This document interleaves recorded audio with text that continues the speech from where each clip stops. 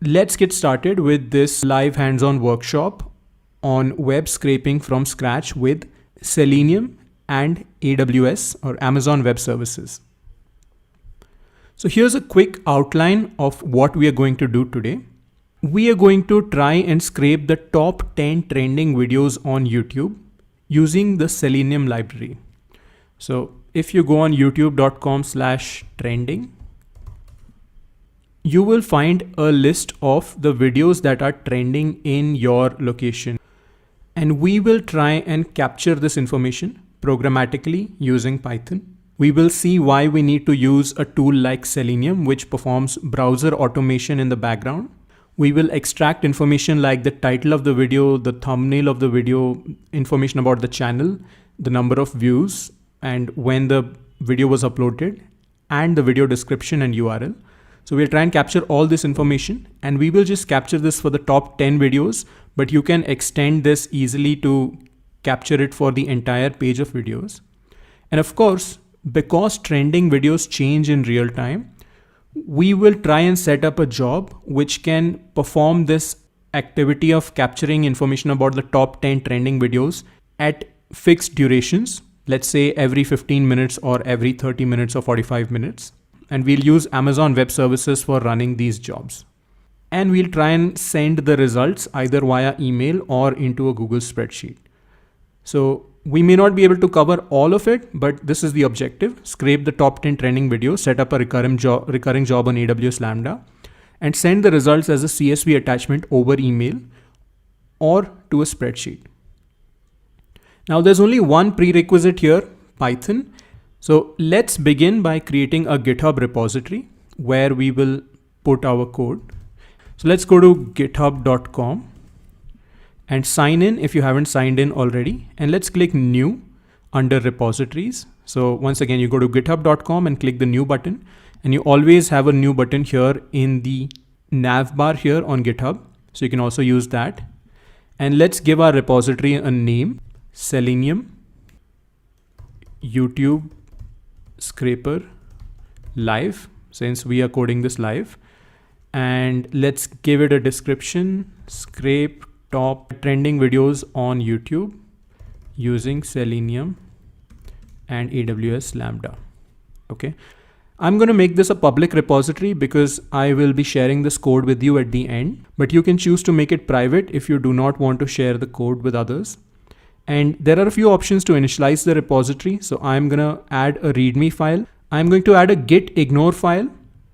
Now we're not going to get into how Git works, but essentially there are certain types of files that you want to keep in your repository, for example, code files, but there are certain types of files that you want to avoid or not keep in your repository. For example, build outputs, compiled files, binaries, or anything that you can regenerate on demand when required. I'm going to go into the git ignore templates and I'm going to select Python. And finally, because I'm creating a public repository and because I want to allow you to use the repository and build on top of this code, I'm going to add an MIT license here, which will allow you to do whatever you want with the code essentially. And then this also tells us that when the repository gets created, it will have a branch called main as the default branch. And we're okay with that. So that's the basic setup. Repository name, description. I'm making it public. You can make it private. Add a README, git ignore for Python because that's the language we're using. And we choose the MIT license. And let's create the repository. So now we have the repository created. And this is as far as we are going to go in terms of GitHub, but I have left a couple of links in the description, the introduction to GitHub and a Git and GitHub tutorial. In case you want to learn more about how Git and GitHub work and you want to do development locally on your computer. For example, if I wanted to develop this project locally on my computer, I would open up a terminal here. So I have a terminal and I would run git clone followed by the URL of the repository, which is going to download here Selenium YouTube Scraper Live. So which is going to download all the code. You can see there are 3 files here: git ignore, license, and readme.md. All of those files are also downloaded here. git ignore license and readme.md, and it is a Git repository on the main branch.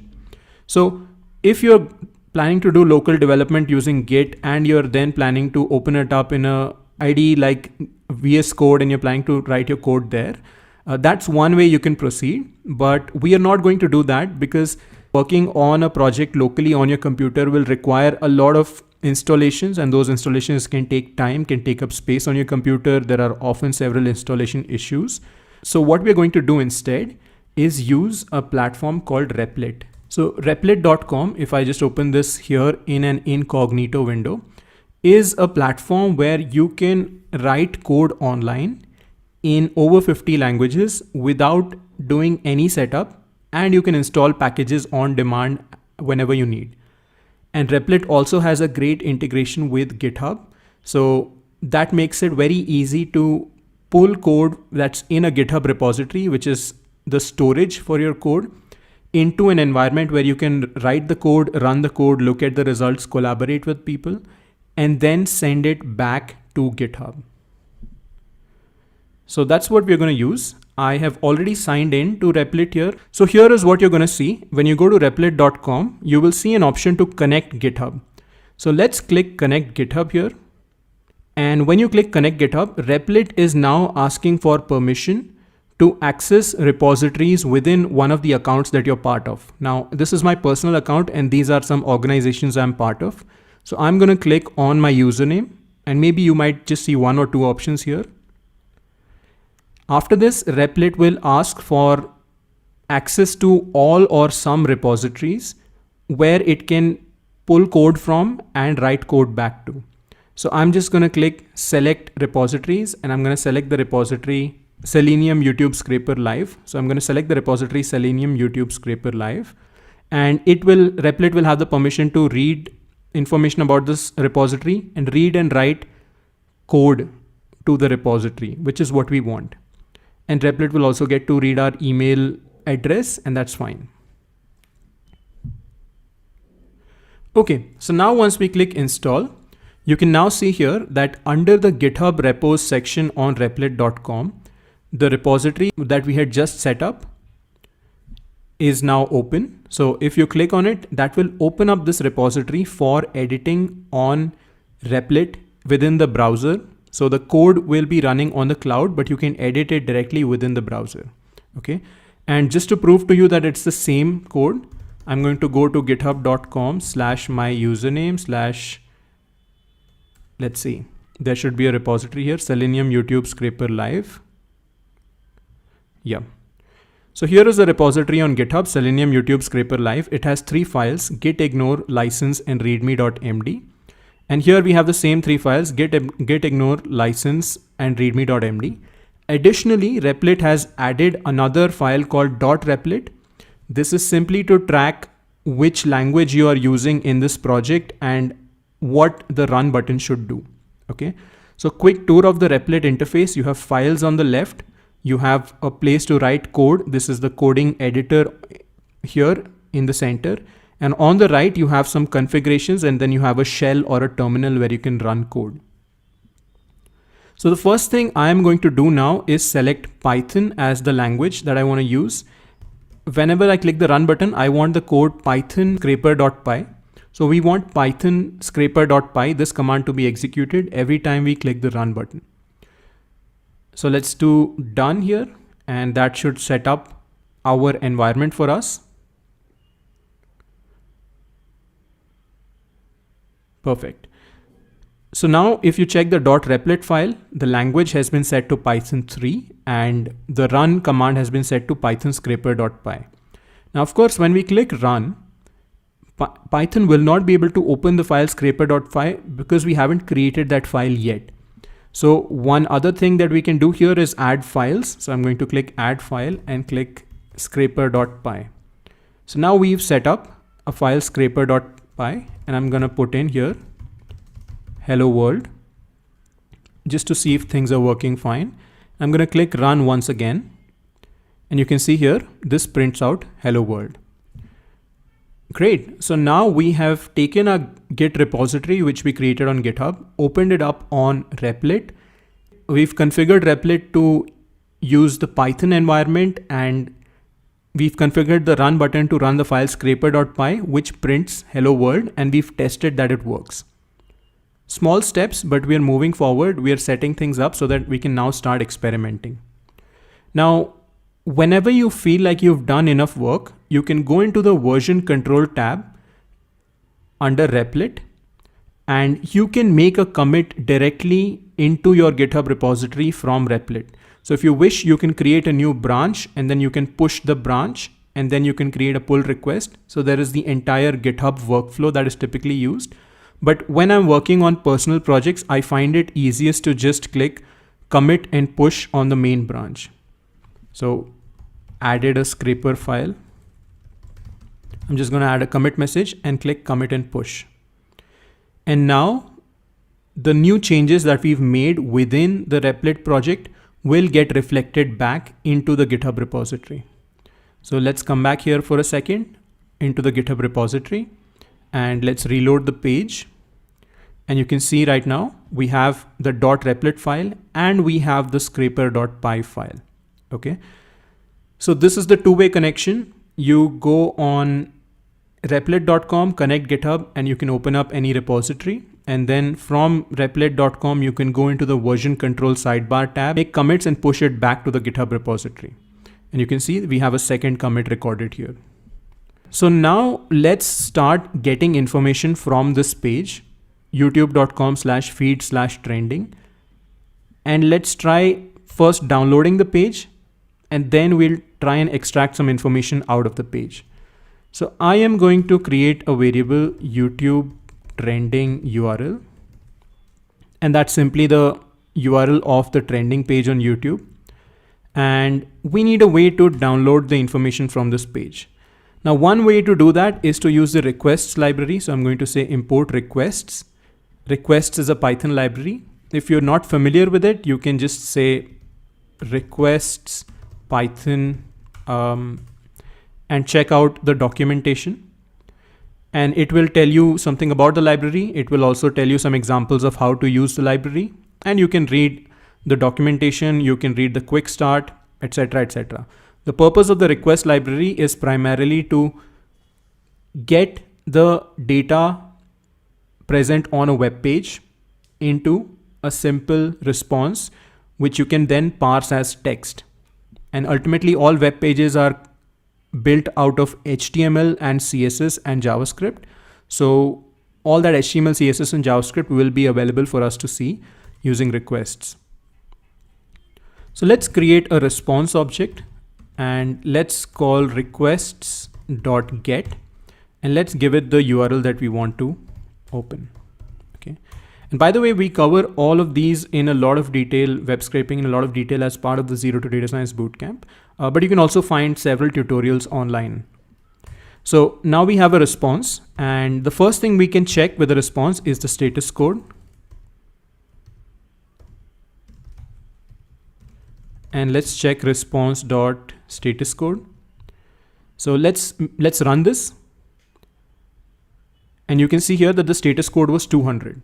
Now, any HTTP request that you make, HTTP or HTTPS, will first return a status code indicating whether the request was successful. If the status code was 400 or 404 or something, then the request would have been unsuccessful. 200 indicates the successful status code. For example, if I change the URL here and click run once again, okay, seems like it still works, but I guess if you put in a URL that doesn't work, you will see something like this, status code 404. Okay, so let's replace that. 404 indicates not found, as you might know. All right, so now we have a status code. So we know that our request is working. Let's see what that request gave us. So let's look at the output of the request. So, and the output of the request can be accessed as response.text. And let's click run once again.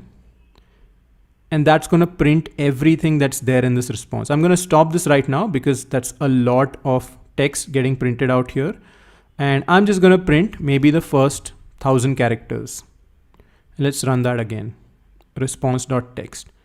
And you can see here the output is essentially an HTML file HTML, CSS, JavaScript, all of those things combined together. And one thing we can do to inspect this file better is maybe just save it to an HTML file. So let's do with open trending.html w. So w is to indicate we want to write to the file as f, and f.write response.text. And let's just run that. So now we're not printing out the information, but instead we have written the output to this file called trending.html. And you can now observe this file trending.html and go through it if you wish. One thing you can also do from Replit is download this file. So I'm just going to click download here, and I'm going to download this file to my desktop as trending.html. Now the benefit of downloading this file is that I can now open it up in Chrome in a new tab. And you can see here what just happened when I opened the file. Let me do that again. Initially it shows a blank screen and then it loads up some information. This is a common feature of dynamic websites which have data that's changing continuously, or data that needs to change every time you access a certain page. So right when the page is loaded, there's no data on the page, but then another request is made to the server and all this data is pulled in, the latest data, and that data is displayed here. Okay. So let's try and get some information out of this web page. Now, the first thing we want to get is, of course, information about the video. And we can do that by parsing the HTML source code of this web page. And the way to parse the HTML source code of any web page is to go into the inspect tab and identify what you want to parse out. So here, for instance, I can see that there is, if I just want to get this title of a video, I can see that there is this A tag or anchor tag with the ID video title, and it is inside this container. It is inside, let's see here. Let's try and find the container which contains the entire first video. So let's maybe get inspect once again. And yeah, so seems like this right here. Yeah, this one right here, div ID equals dismissible, class equals style scope YTD video renderer. This is the div that contains the video. And inside this div, you have a thumbnail here. So you have the image, then you have a title, you have the name of the channel, you have the number of views, you have when the video was posted, and you have a description, all of this. Okay. So the first step that we want to do is we want to get these divs. We want to get these divs with the class name YTD video renderer. So how about we try that? How do we get this information? How do we get these divs out with the class name YTD video renderer? So let's see. Let's come back here. Let's close trending.html. Let's open up our scraper file. Now, one of the most common libraries used to work with HTML documents in Python is this library called Beautiful Soup. So I'm going to import, and you can look up Beautiful Soup online. Beautiful Soup. And Beautiful Soup here, you can see this is how you work with Beautiful Soup. If you have an HTML document, you can then parse the HTML document by putting it into a Beautiful Soup 4 object. So from BS4, you import Beautiful Soup and you give it the kind of parser you want to use, the HTML parser. So the soup variable will now contain parsed information, which means Beautiful Soup will now understand the structure of this HTML document.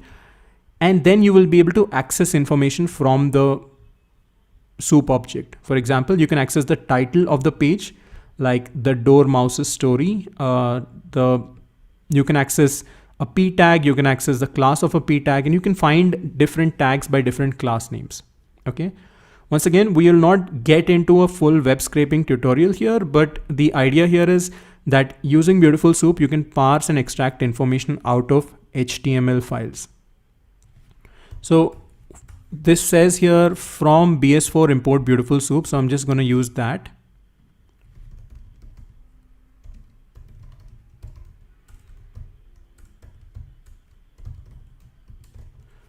Okay.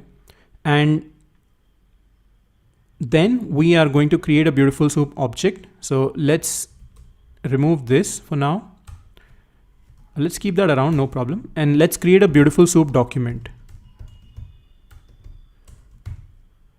So beautiful soup, I am going to put in the response.txt. Remember, response.txt contains all the HTML that we want to parse. And I'm going to put in here html.parser. And that's going to give us a beautiful soup document. And let's just print page title as doc.title, just to see if we were able to parse the information correctly. And one of the things Replit does is whenever you try to import a new library or a new package, Replit installs that library for you. If this does not happen, if you're doing your development locally, you may also want to just install these things manually using pip, like pip install requests and beautiful soup 4, etc. But Replit takes care of that, so I'm not too worried about that. Okay, so now you can see the status code was 100 and the title of the page was this title tag. So it gives you not just the title, but the actual tag that you can work with, trending-YouTube. So seems like we were able to extract information from the page. And if we just wanted to get the text inside the title tag, we could do .text and that would give us just the text. Okay, great. So the page title is trending YouTube. That's fine, but we don't want the page title. We want this div which has the class style scope YTD video renderer. So I'm just going to pick up the class YTD video renderer and I'm going to try and find this div inside the page. So let's call it video divs. And here the purpose here is to find all the video divs. Okay, let's call it video divs, and video divs is doc.findAll. And then we are going to find all divs with the class. And this is the way to indicate class, that you want to search by a particular class in Beautiful Soup. And if you're unclear on how we got to this piece of finding all and using class, you can refer back to the documentation for Beautiful Soup. For example, here you can see soup.findAllA is going to find all the A tags on the page. And you can also include class here. So if I just search for class underscore, so you can see here, here you can find all P tags which have the class set to title. So you can find a tag of a given with a given tag name and with a certain class. Okay. So I am going to look for all the divs with the class YTD video renderer. And then I am going to simply print found X videos. And I'm just going to put F here to make this a F string so that I can include some information here. Again, basic string formatting in Python. If you put F in front of a string, you can use these braces or curly brackets and then put Python code inside those braces, which will then get converted into a string after execution. Okay, so let's see how many videos we are able to find. Okay, so the status code was 200, which was a successful request. The page title says trending YouTube, but we were not able to find any videos. 0 videos were found. Even though we are searching for divs with the class YTD video renderer, right? Divs with the class YTD video renderer. Of course, it also has this other class, but one class should be sufficient to get these. So what's happening here? What's happening is that the initial HTML that got loaded when we called requests.get, the initial HTML simply included this blank page and it included some JavaScript code. Now, because we are opening it in a browser here, our browser executes that JavaScript code, which makes another network request and which fetches the information and then adds it to the page. Okay, and that's what we call dynamic or client side rendered pages. Now, obviously requests is a very simple library. It does not have a browser running in the background. It simply pulls the HTML down and it does not execute the JavaScript. Okay, so that's one piece you should remember: does not execute JavaScript. So if it does not execute JavaScript, all those additional things that happen, which is the data getting loaded dynamically, is not happening here. And so our beautiful soup doc does not contain information about the videos because there are no videos on the initial page. So what we need here instead is to simulate an entire browser. We need to create a fake browser, or what's also called a headless browser, a browser which does not have the UI, but which does not display the page, but it still runs all the JavaScript on the page. And then we need to pick up information from that page which is loaded within that fake browser. And that is where Selenium comes into picture. So if I just search Selenium and open up the website selenium.dev, you can see here it says Selenium automates browsers. That's it. And what you do with that is entirely up to you. Now, of course, you can use this for running some automated tasks. You can use this for web scraping. You can use this for crawling websites. You can use this for testing your website's front end, etc. But we are going to use this for the purpose of extracting information from the trending page on YouTube. Okay. So how does Selenium work? Let's look at an example. So here again, under the third section, we have a couple of examples of how Selenium works and also the pandas library, which we will use later to create CSV files. So let's open up this Selenium tutorial. And this is typically how you should approach learning most Python libraries. Because there are so many libraries in the ecosystem that it's almost impossible for you to know all of them exactly in terms of how they work, how to use them, what you can do with them, etc. So what I typically like to do is just find the simplest tutorial that I can understand and then try and apply it to the problem at hand. So here is a tutorial on Selenium and I'll let you read through the tutorial. But the important part here is you install Selenium by running pip install Selenium. Great. And very importantly, it says while the installation of Selenium makes the functionality available to you, you need additional drivers for it to be able to interface with a chosen web browser. So Selenium itself does not come with a web browser. It comes with some Python functions. So you need to have a web browser on your computer or on whatever environment you're coding in. So you need to have like Chrome, Edge, Firefox, or Safari. Let's say Chrome. You need to have Chrome, a web browser available, and you need to have a driver available. Okay, you need to have a driver which can connect with the web browser and make the web browser do things. Now, Selenium is simply a Python API which uses the driver to interact with the web browser. Okay, so if you are running Selenium on your computer, so you need to make sure that you have a web browser installed. Chrome would be the default choice, and you would have to download Chrome driver, which you can again look up online. Chrome driver download for Selenium, right? For your particular OS. So here you have Chrome driver, and based on the version of Chrome you have, like whether you have version 97, 96, 95, based on the version of Chrome, you will need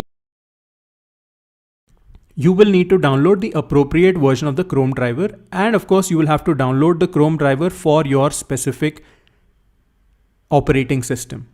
Okay. So that's some local setup that I will let you figure out in your own time.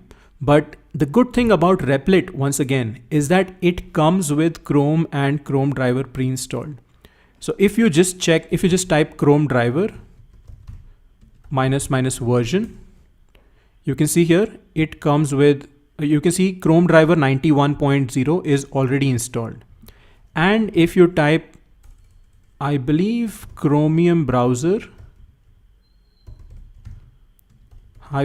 version, You can see it also contains Chromium, and Chromium is simply the open source version of Chrome. It contains, it is Chrome without the Google specific stuff. So it has Chromium 91.0 installed. So both Chrome and Chrome driver are installed already within the Replit environment. So we don't need to install them. We don't need to download them. But if you need to do it on your own computer, you will need to download them. And also, very importantly, you should always make sure that your Chrome and Chrome driver versions are the same. In this case, they're both 91. Great. So with that out of the way, let us import Selenium and let us start using Selenium directly. Okay. So I am going to remove some of this code. Let's just create a file scratch.py, and I'm going to put some of the old code into scratch.py, which is getting the data using requests. And I'm going to put that here.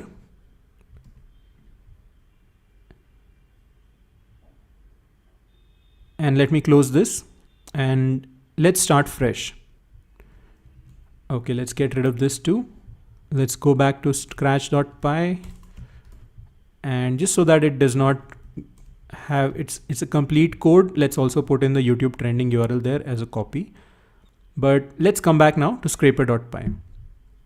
Okay, so going back to installing Selenium, we don't really need to do that. Replit will take care of that for us. But if you did need to install Selenium, you could do pip install Selenium. And of course, if you're using a virtual environment manager like Anaconda, then you can use, you can install Selenium inside a virtual environment. Anyway, so this is how Selenium is used. So the first thing you do is you import a WebDriver. We won't need keys right now. Keys is when you want to provide keyboard input. But the first thing you need to do is you need to import a WebDriver. So I'm going to put in this here, from Selenium import WebDriver. And then we need to create a WebDriver of a certain kind. For example, here you can see we are creating a WebDriver of the type Chrome. So I am going to create a driver here. Driver equals WebDriver.chrome. And I'm going to leave it blank for now. Depending on where you have Chrome driver on your computer, you need to put in the path to Chrome driver here. Okay. But on Replit, fortunately, Chrome driver is already present. So the first attempt that this class will make to check for Chrome driver is simply type out Chrome driver, and seems like it's already present on our path. So we don't need to do anything special here. We don't need to pass any information. But if you have downloaded Chrome driver from an online source, you need to put in the full path. Okay. So now we create a driver, and then we can open up a page using the driver using .get. So let's just do .get YouTube trending URL. Great. And then let us just print the title of the page. So the driver, you can think of the driver as a browser. When you do webdriver.chrome, this gives you a browser. It's a browser that you can use.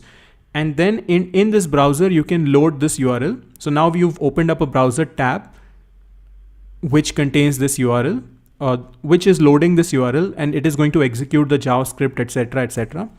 And then you can probably check the title. So let's check page title, driver.title. Okay.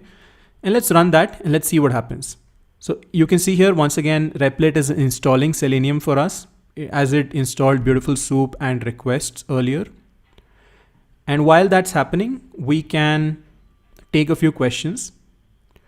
One question is, do I have to only use Replit, or can I use any other IDE? Yes, you can use any IDE of your choice. You can do this development locally. And is it possible to open multiple files on Replit? Yes, I think so.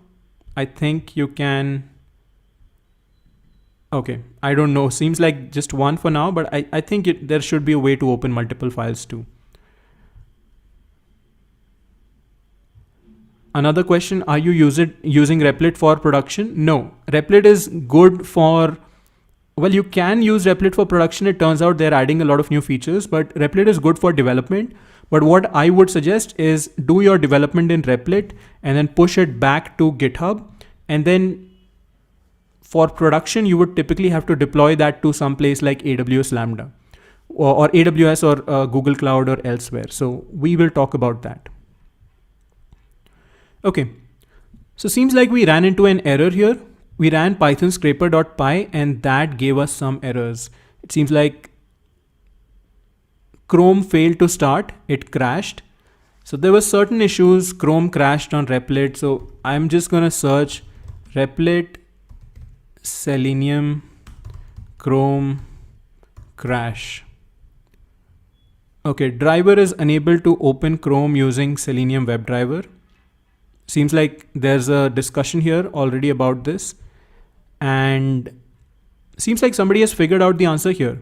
So the answer is you need to provide some options to Chrome. Because of how the Replit environment is set up, you need to provide certain options to Chrome. So I'm going to go ahead and add these options.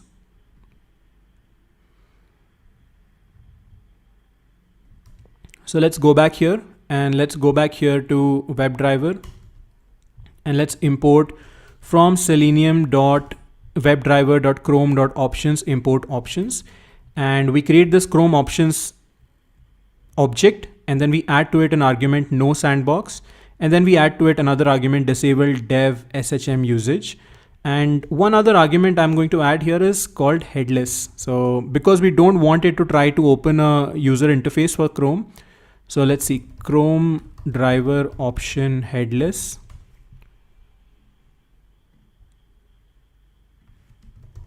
Python. Yeah, so you can add this argument -- headless. So I'm going to take this and I'm going to put this in as well. Okay. So what's happening here? We are simply setting some options for the browser so that it plays nicely with Replit. That's all. Okay.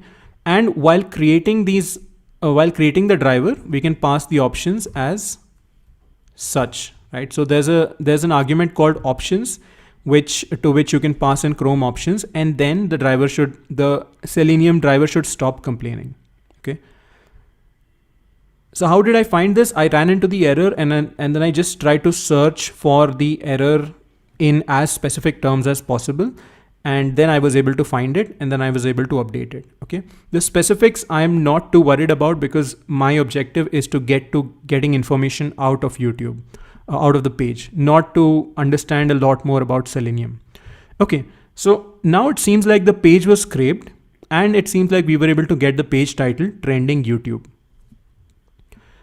So now we can probably start looking for some of this information. We can start looking for these divs.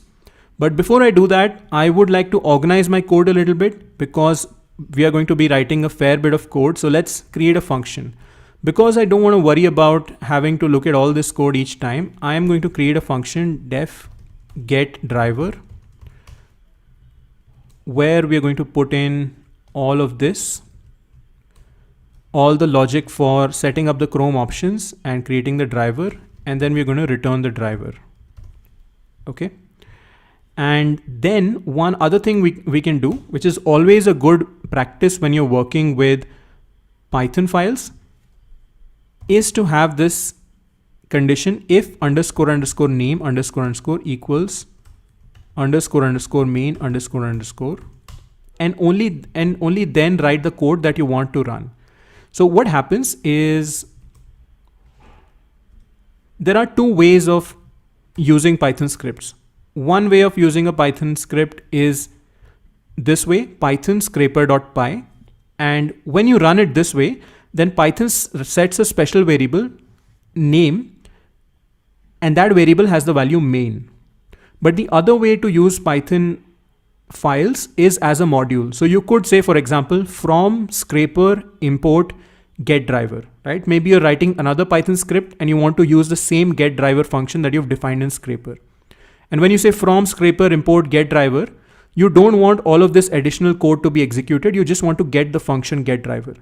So the way to separate out these two use cases is to always have this if name _ equals _ main _ so that when you run this file by calling python scraper.py, then all of this code will get executed. But when you are importing something from this file, when you're using it as a Python module, then all this code will not get executed. Okay. So that's just a small thing. This is something you'll see in most Python files which are used as scripts. So if the name is main, then first we get the driver. So get driver, and we can also add print statements here. So creating driver, and then let's add another print statement here, fetching the page.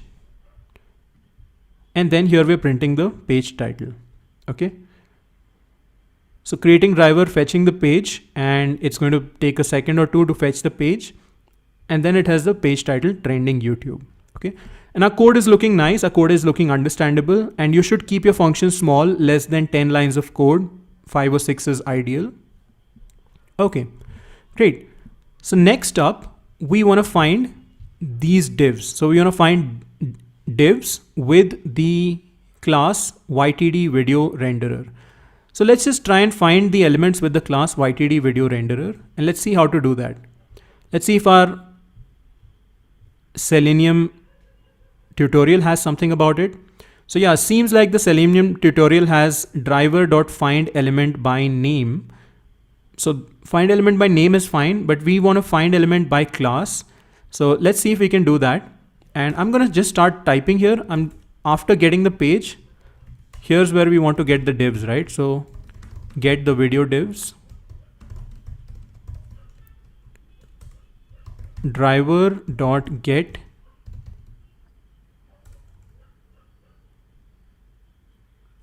what did that look like? Find element. Okay. Driver.find element by class name. Let's say find elements, because we want to find all of them by class name. And the class name is, so let's just put that here. Video div class is YTD video renderer. So video div class, YTD video renderer. And let's call it video divs, or let's just call it, yeah, video underscore divs. Okay. And let's see, let's maybe just let's move that up here, and let's just print the number of video divs that we have. So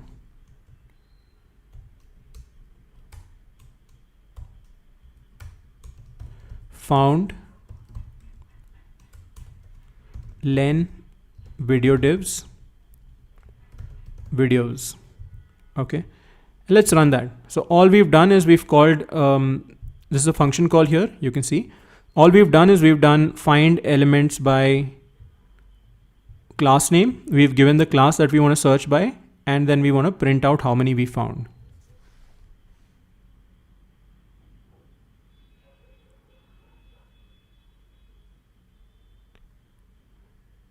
Okay, so it prints here, fetching the page title, get the video divs, and we get a warning here, deprecation warning, find element by star is deprecated, please use find elements. And this is something that often happens with libraries. As they release new versions, they change old APIs, they add new APIs, etc. So we'll see how to fix that in just a second. But now we are looking for all the elements with this class name, video div class. Let's see how many. Okay, seems like it was able to find 2156 videos. That seems like a lot. I don't think there are 2000 videos on this page. So it's possible that YTD video renderer, the class, shows up in more than just this div. You can see here you have YTD video renderer here, and then you have YTD video renderer here, and you have YTD video renderer here, and so on. So maybe we need to change the approach in terms of for getting information out of the page. We can't use just this class for getting these divs. But if I look just outside this div, seems like this div itself is part of this tag, which is called YTD video renderer. And this is strange. Typically in HTML, you are familiar with tags like div and p and span, etc. So what's this? Well, most new browsers support the ability for websites to define their own tags, and YouTube has chosen to define this tag YTD video renderer.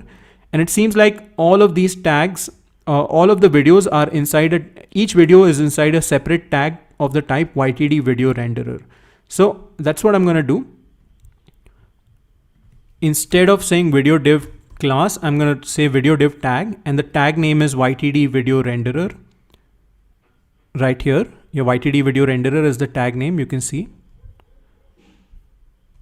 And then I am going to come back here, and instead of getting elements by class name, I'm going to get elements by tag name and give it the YTD video tag or video div tag, and let's run that. Now let's see how this goes. We might still get a warning here.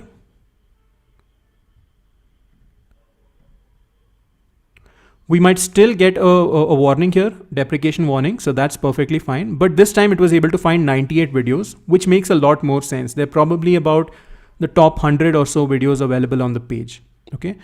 And now to get rid of this warning, again, I am just going to take this warning and I am going to search it online. And you can see here, there's a Stack Overflow answer, find element by underscore commands are deprecated in Selenium. What do I do? And if you go down, you can see here that you can replace it with something like this. Instead of doing find element by class name, you can do find element and just use by.classname. And where does by come from? By comes from here, selenium.webdriver.common.by, import by. Okay. That's literally what you have to do with every error. You have to take the error and search it in the most specific form possible online, so that you can find a Stack Overflow answer or the proper documentation or a blog post or something and resolve the error and move on. Right? So you don't typically have to read through all the documentation to understand how to do this. It's perfectly fine to resolve errors this way. So I'm just going to add this import here from selenium.webdriver.common.by, import by, and I am going to change this to find elements. And I'm going to put this by dot tag name here. And let's see if the error goes away.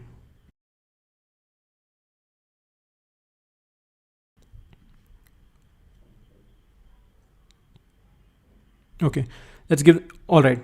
So seems like now there was no error and we were able to find 98 videos. Okay, great. So once again, this piece of logic, I might as well just put that into a function. So I'm just going to do def get videos. And in fact, I'm going to pass in the driver as an argument here.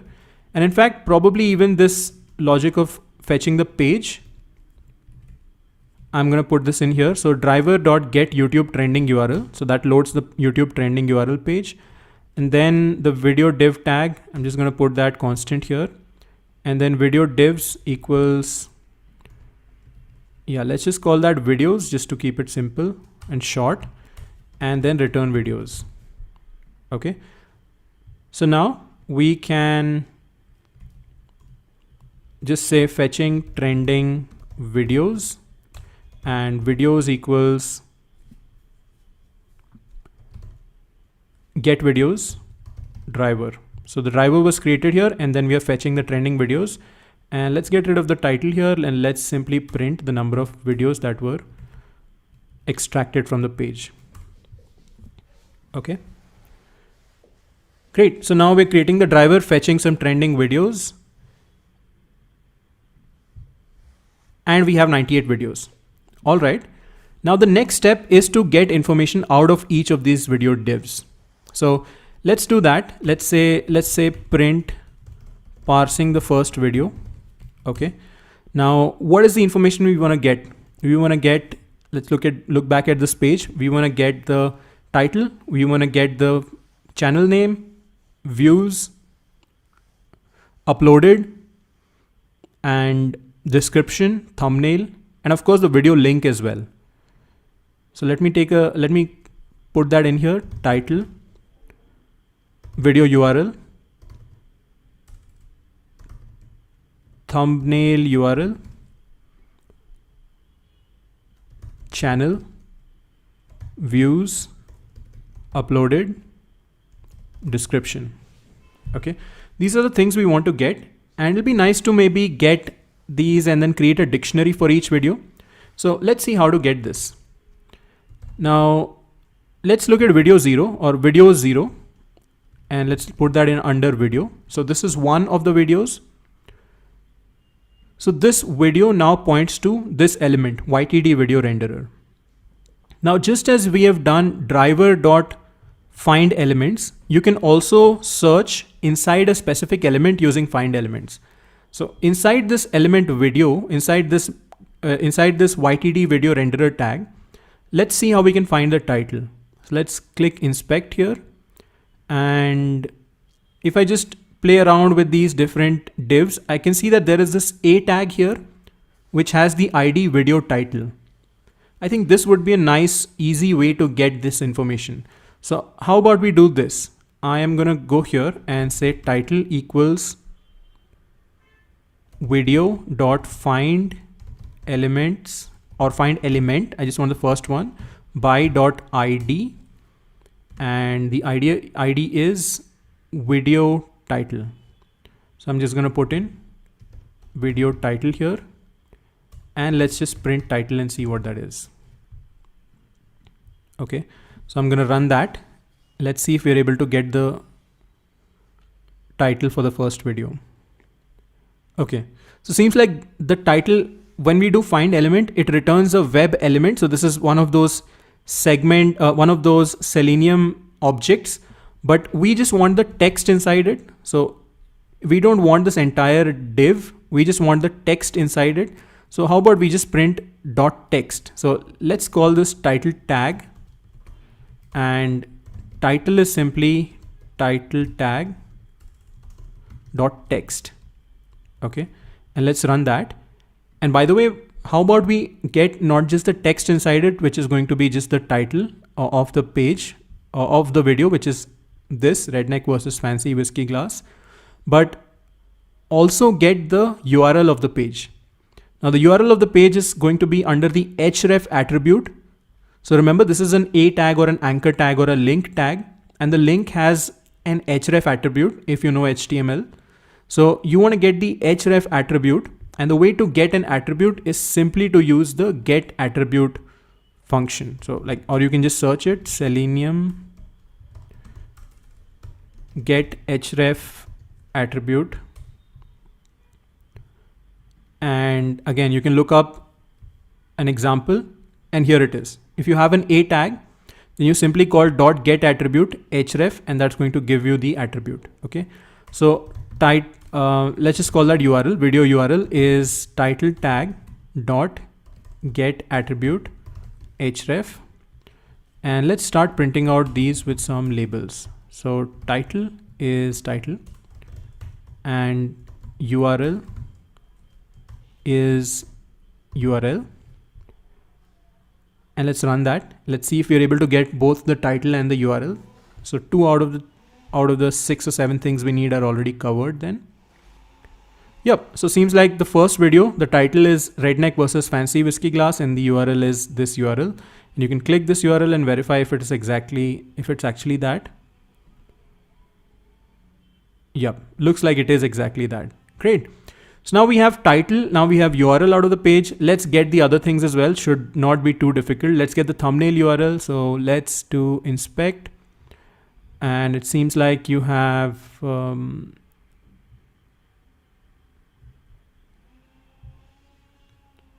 let's try that again. Yeah, there is the image tag, and I think there's just one image in the video, so I'm probably just gonna take a guess, and I'm just gonna pick up this img tag. So I'm just gonna search for thumbnail URL equals video.find element by tag name img dot get attribute src. I mean, if you look at an img tag, under an img tag there's this src attribute, and this src attribute is basically the thumbnail of the page. So let me grab that. Video.find element by tag name. Let's do thumbnail tag, and let's do thumbnail URL equals thumbnail tag dot get attribute src. Okay, and let's just separate these out a little bit so that they're easier to read. Okay, so get attribute src, and let's print that as well. So print thumbnail URL, thumbnail URL. Okay, great. Let's get a couple more and then we'll run it and try it out directly. How about this? So we go in here and we have, this is called channel name. So I can see something here. This one's called YTD channel name. So I'm just going to try and guess here. I'm going to pick the class YTD. I'm going to pick the div with, okay, let's see. How do we do this? So we want a div with a certain class YTD channel name. I think I'm just going to look for YTD. Yeah, I'm just going to look for the first element with YTD channel name in the class, and I'm going to get the text out of it. I hope it works out. So let's try. Yep. So let's try that. Let's try channel div equals video.find element by class name, and let's grab the YTD hyphen channel hyphen name, YTD channel name. Okay, and that's the channel div. So channel name is channel div dot text, and let's print the channel name. Okay, one last thing, let's maybe get the description, and I will leave this as an exercise. So the number of views and when the video was uploaded. You can get the YTD video meta block div, and then from the div you can get the spans inside the div. The first span is going to contain the number of views. The second span is going to contain when it was uploaded. So I'm going to leave that as an exercise, but let's grab the description here. Description is just called description text. So I'm just going to grab that. And let's do it in one shot. So description equals video.find element by ID description text dot text, and that's the description.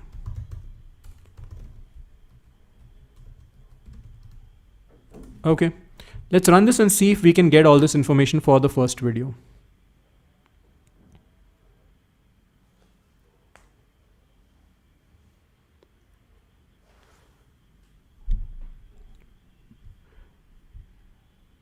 Okay, I have an error here. It should say description text. So let's run that again.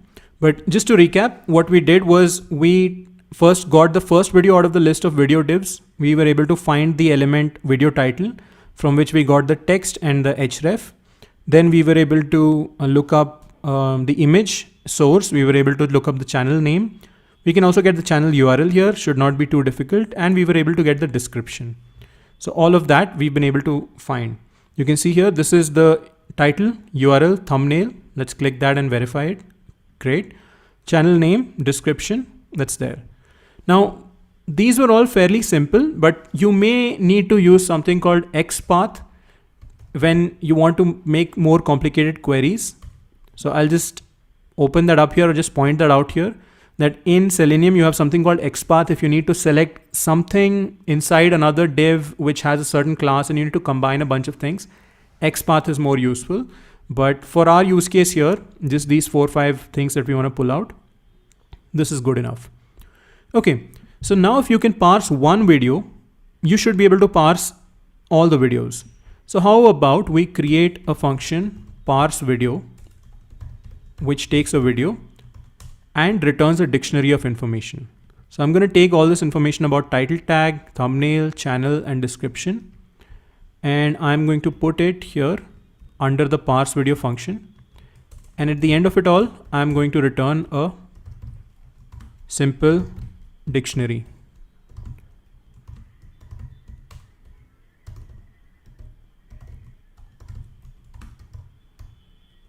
So a title URL, thumbnail URL, channel, and description. So the keys are title URL, thumbnail URL, channel, description, and the values are the information that we've just scraped. Okay. So that's our parse video function. That's great. And instead of now saying parsing the first videos, let's just say parsing top 10 videos. Okay. So now what we could do is we could do video data or videos data equals parse video and give it a video for video in videos and just pick the first 10 of these. Okay. And then let's print videos data. So what just happened? Let me run that and then I'll talk about it. We created a function parse videos, which takes a video, finds the title tag, finds the title, the URL of the video, the thumbnail tag, the channel div, the channel name, the description, and returns the dictionary. And then we used a list comprehension. So we picked the first 10 elements out of the videos div, and then we created, we parsed that video and we ultimately ended up with a list. You can see here, this is the list that we end up with. So in the list, we have dictionaries, and in the dictionaries, we have some information. So this is, for example, the information about the first video, it's a dictionary. If we just printed, let's say, the third element here, you'd be able to see this better. So you'd be able to see that we are just printing out. The third element would be this. So for the third element, we would have title, URL, thumbnail URL, channel, description, etc. Okay. So that's the parsing piece. Let's save that to a CSV file. And if you've taken any of our courses, you know that pandas is the primary library that is used for working with CSV files. So let's import pandas. I'm going to import pandas here as PD. It is used to create a data frame. So I'm going to create a data frame. So videos df equals pd.dataframe and give it the videos data, which is a list of dictionaries. And let's just print videos df. It's a bit nicer to look at. And then let's save it to a CSV file. So videos df.toCSV.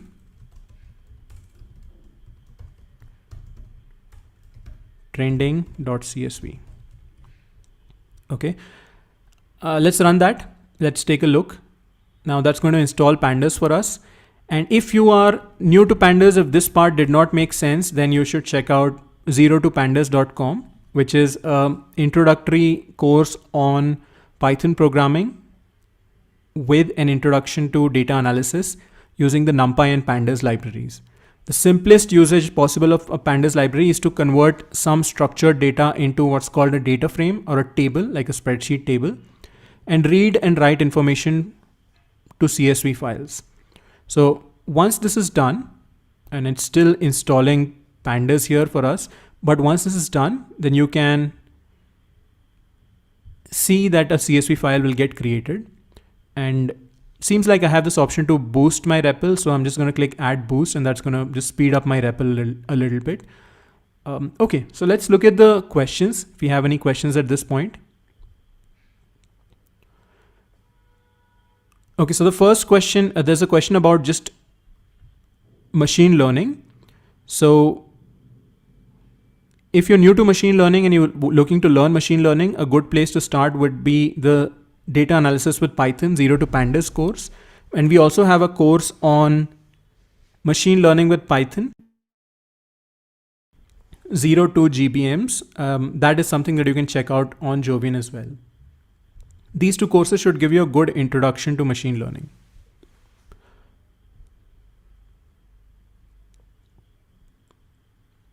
Okay, another question, can Selenium be used for FB, Twitter, Instagram, etc.? Yes, Selenium can be used for all these things. Okay, so here is what the data looks like.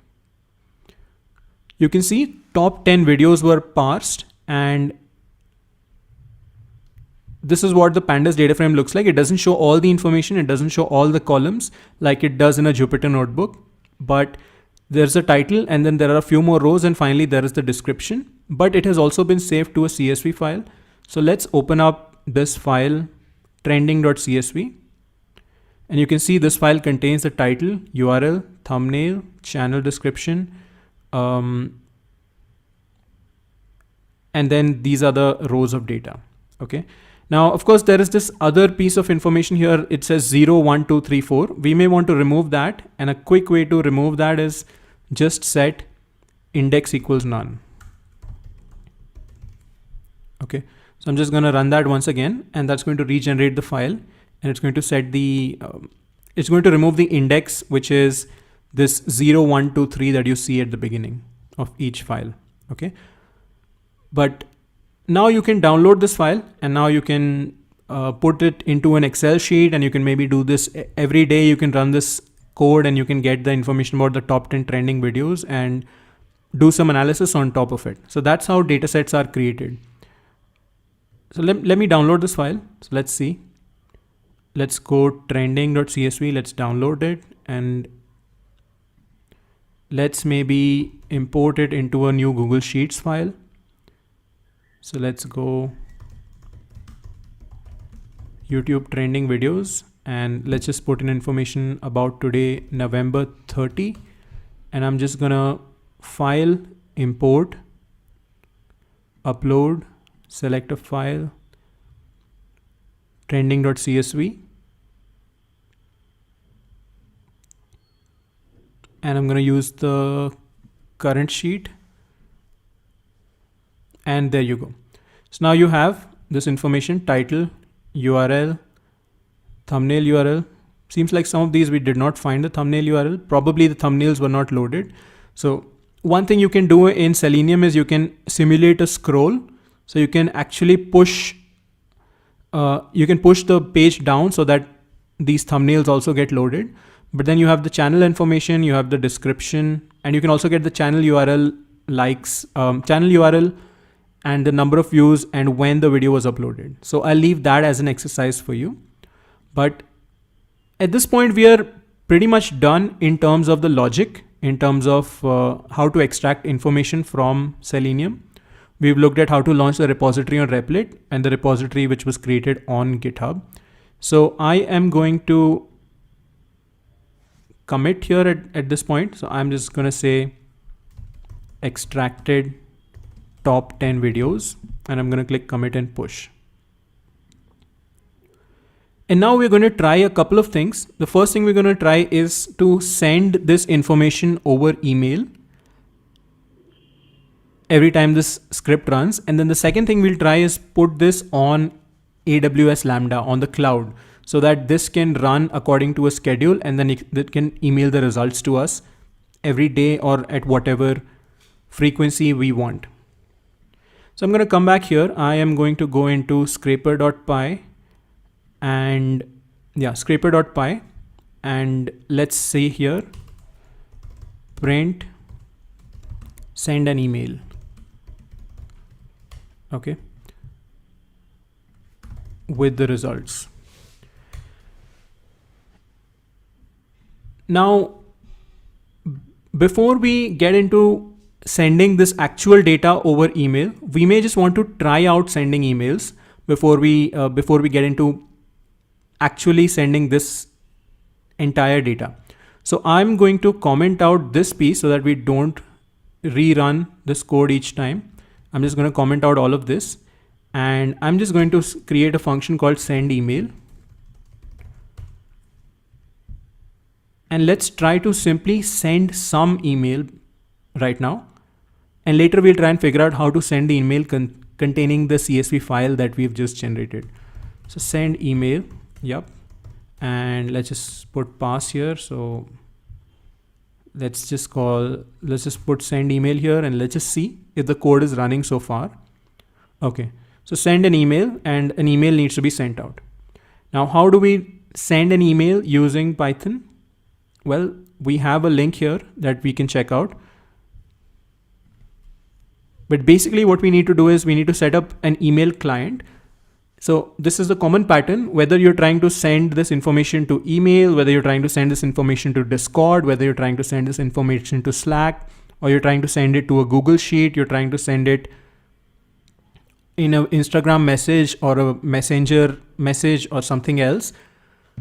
This is the exact same process that you will follow, which is first you will create some sort of a client. Basically, you will import a library and you will create an object of that library and you will authenticate. So you will put in some keys, some information that you get from the platform that you're trying to connect with. You will get some information, either a username, password, or an API key or something that you will put into your client, which you create using the appropriate library.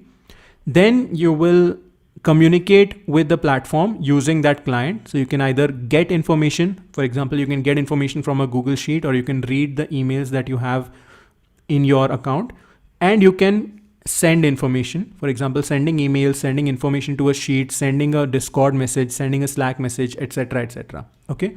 So Python can connect with literally hundreds of platforms, possibly thousands. And there are libraries for all of these different platforms.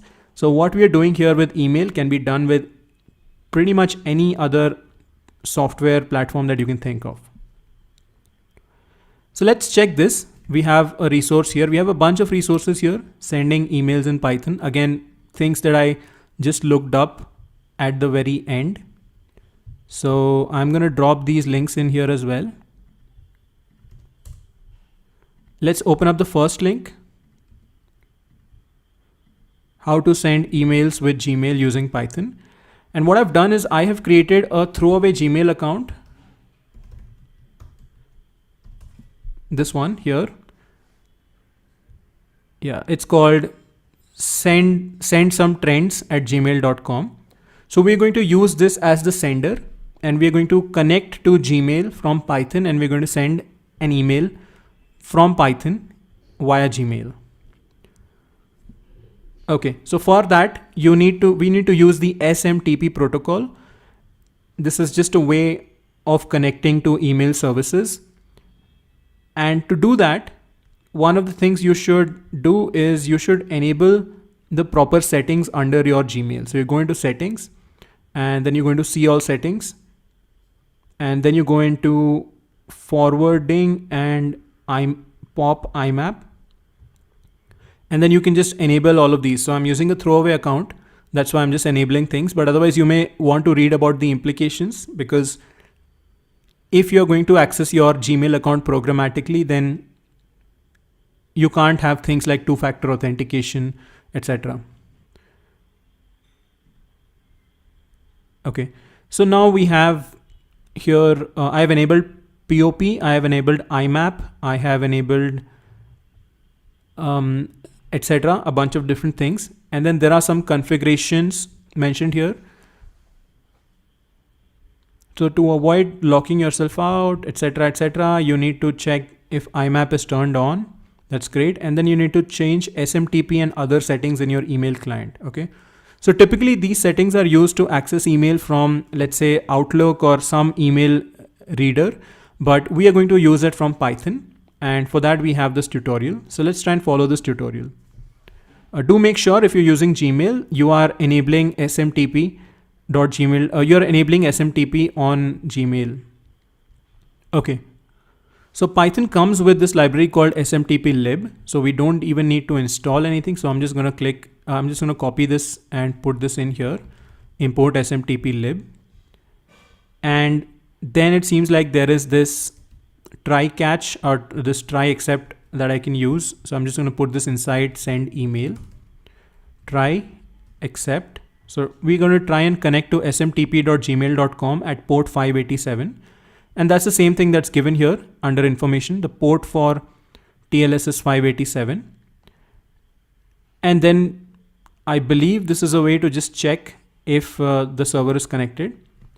And if it is, then that's great. Otherwise, we're going to print a message, something went wrong. Okay. So far so good. They did not print any errors. Let's keep going.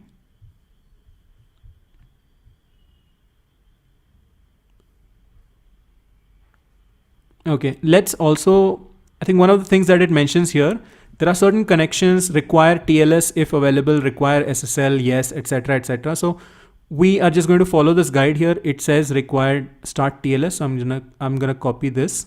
I'm gonna put this in here. Start TLS. So this is just going to make sure that the communication is encrypted.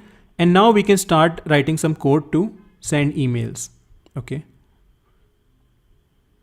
And it says there is an other option to create an SSL connection right from the start. Maybe we could maybe we could try this as well. How about we just use this instead of these three?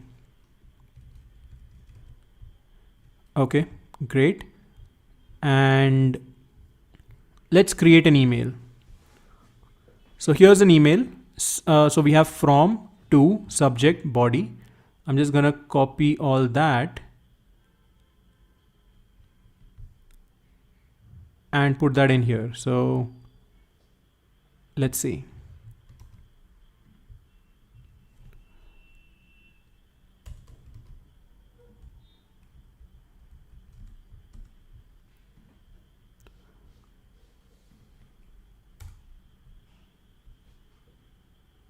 Okay, so now we have a sent from, and here I'm just going to define the from email and to emails up front. So from email, or let's just say sender email equals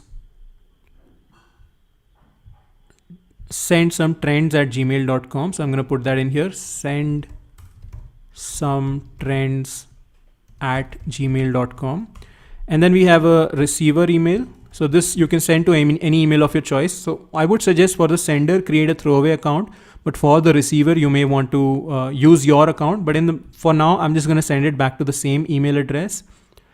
Let's put that in here. Let's put from sender email to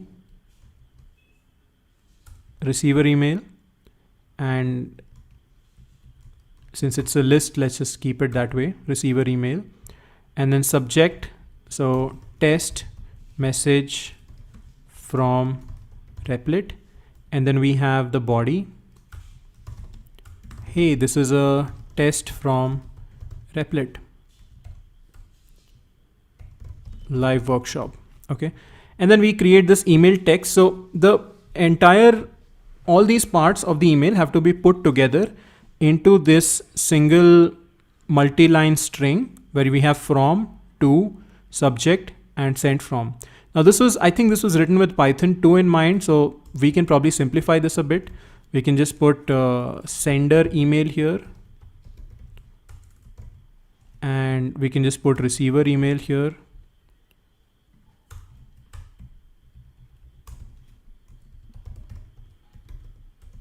And in terms of subject, we can just put the subject here directly. So I think these can be removed. Let's just bring these in here. Okay, so now we have a sender email, receiver email, subject, body, and here is the body. So let's just put the body here as well, and we're done. Okay, so now we have the email text. This contains a from, to, subject, body, and this needs to be sent out. So to send this out, there are a couple of things we need to do. First, we need to authenticate with Gmail. So let's see if what we should do. So first, you'll want to allow less secure apps to access your account. For instructions on how to do this, let's check out this page.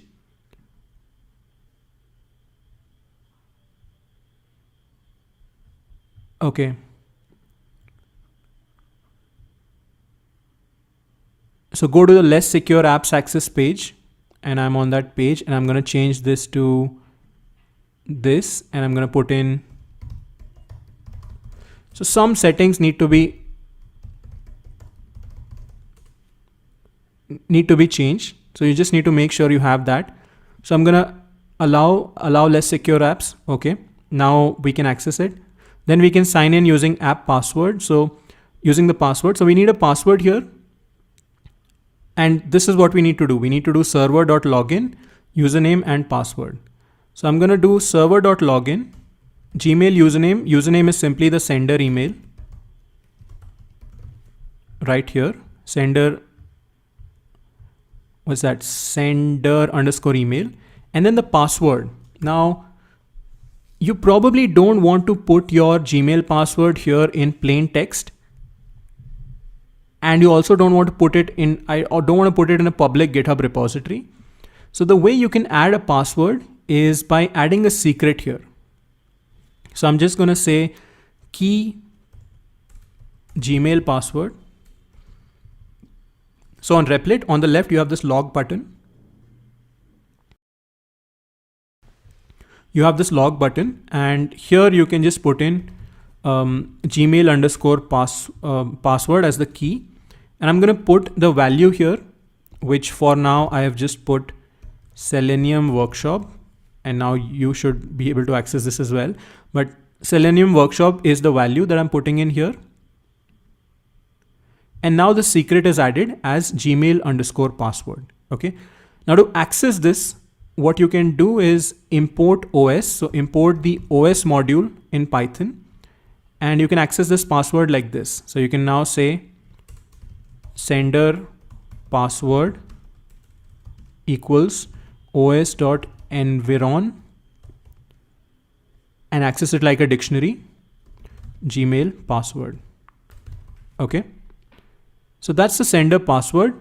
All we've done is we didn't want to put the password into our script, which is a bad idea because it's going to go into Git, and it's going to, like, if you make it public, then everybody will be able to access your email. So we have put it into our secrets, and then we can get those secrets out using os.environ. And if you want to print it and see if that's actually the case, we can print the password and see.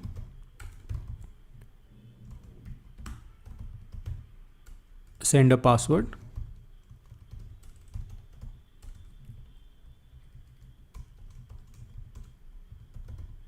Okay. And we can then log in into the server.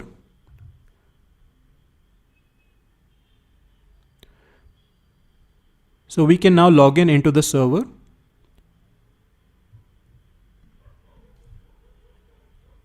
Using this password. So let's just do server. Okay, server underscore SSL dot login, sender email and sender password. And last thing, we can finally send the email. So to send the email, we do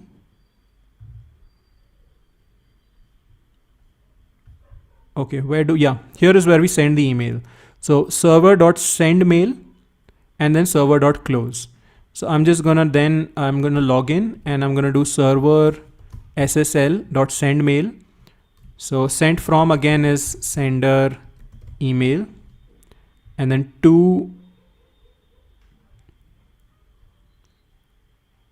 sent to is simply the receiver email, and then the email text is simply the email text, and then we are going to do server SSL.close. Okay. I hope this runs. Let's see if this runs. If we get an error, we'll have to do something about it, but let's run it. Okay, quick recap. We have created a send email function. You can see here we were able to print the password properly. So I'm just going to remove this print statement. It was able to read the password. So now we created an SSL server. We tested it. We then created some email body. And then we logged in, we sent an email, and then we closed the connection. Now, if I go back and check my inbox, there you go. So in my inbox, you can see it says, this is a test mail from Replit live workshop. So maybe there is some further configuration involved, because you can see here it says unknown sender, 2 seems to be messed up, BCC seems to be messed up. So there's a bit of an issue here. We may need to fix that, but we're able to send emails. That's the important thing. So what I'm going to do now, I'm not going to focus too much on how to attach files with emails. I will leave that as an exercise for you to figure out on how to attach files. I leave that as an exercise for you to figure out how to fix the subject and the title.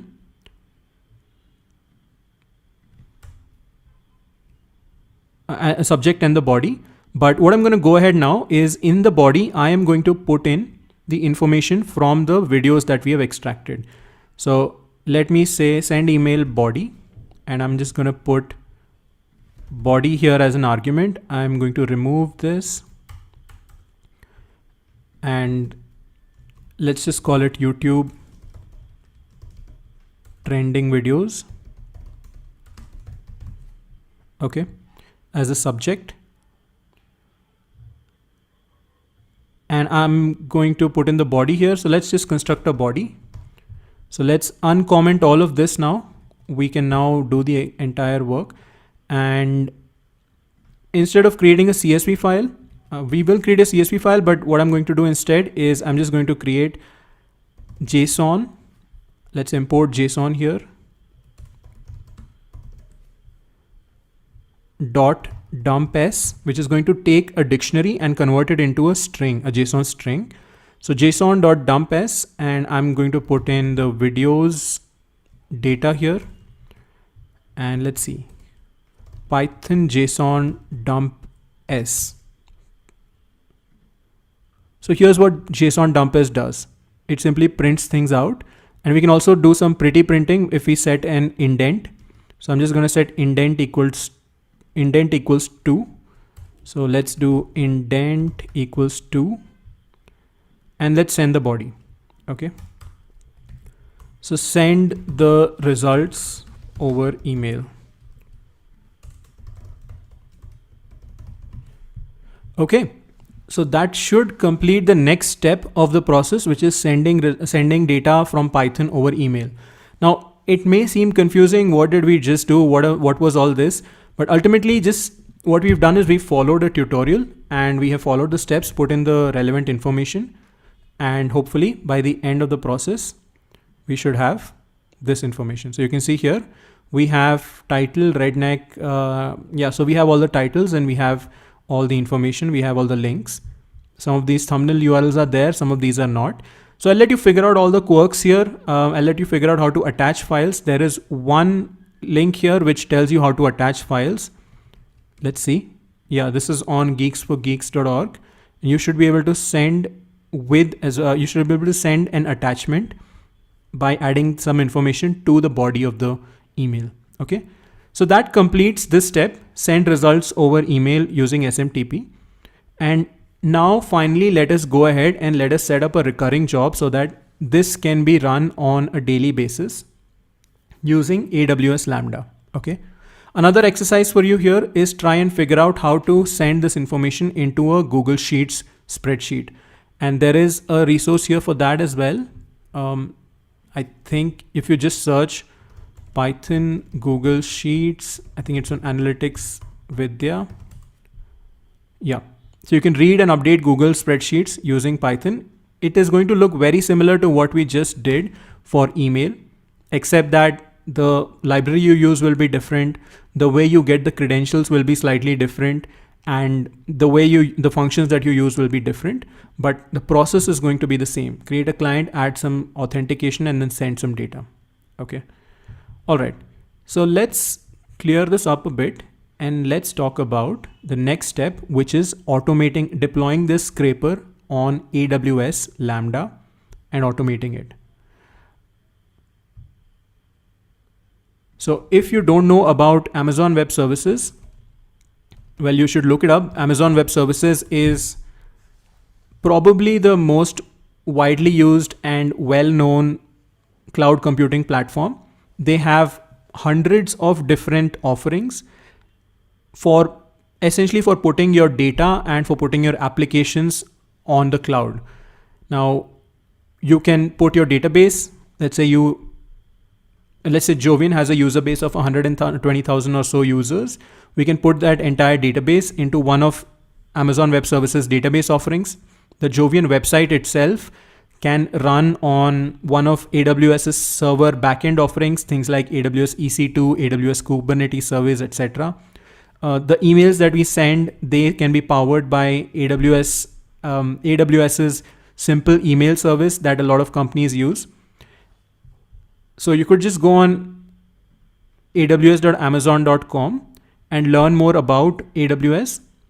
There are also some great tutorials specifically on the Free Code Camp YouTube channel. So if you go on YouTube and search for AWS Introduction Free Code Camp,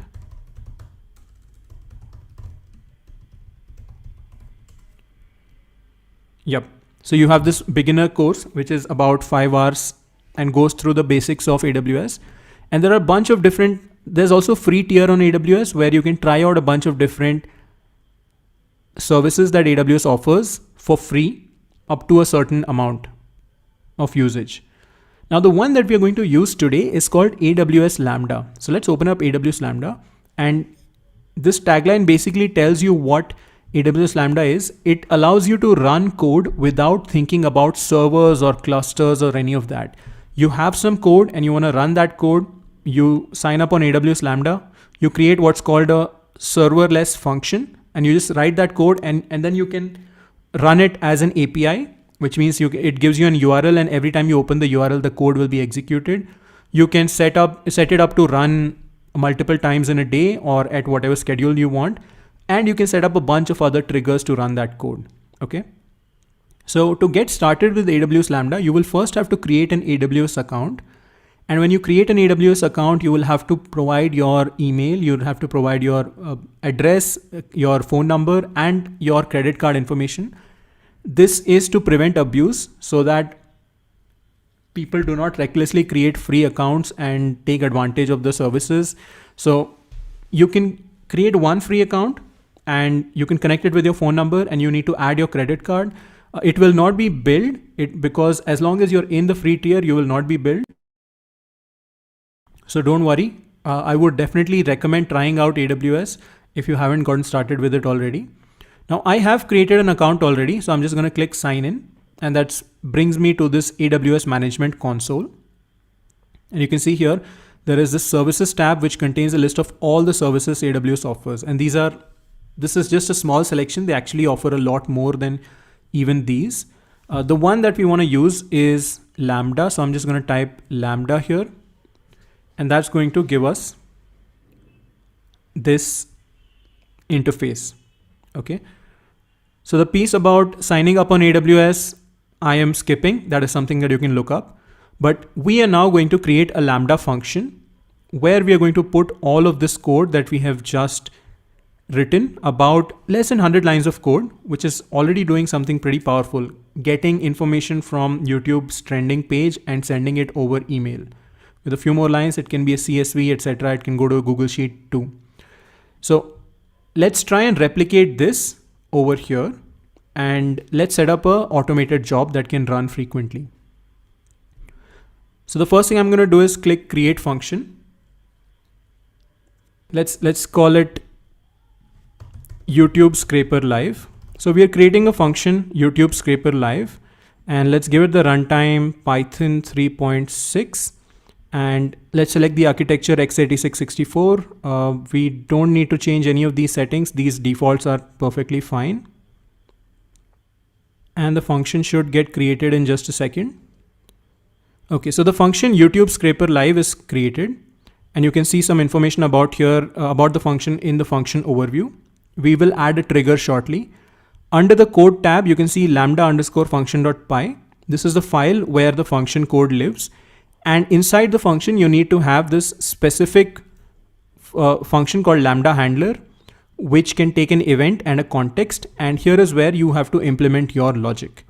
Now, Lambda function and Lambda handler can be changed here under the runtime settings, but I am not going to mess with that right now. So let's test it. So to test it, we need to create a test case, a test event. So I'm just going to call this test event dummy event. And I'm not going to worry too much about the content of this test event. So I'm just going to create this event, and let's click test. So that now sends the event to the Lambda function. So the event is sent to the Lambda function, and then the Lambda function comes back with a response, and you can see the response here, 200, hello from Lambda. Great.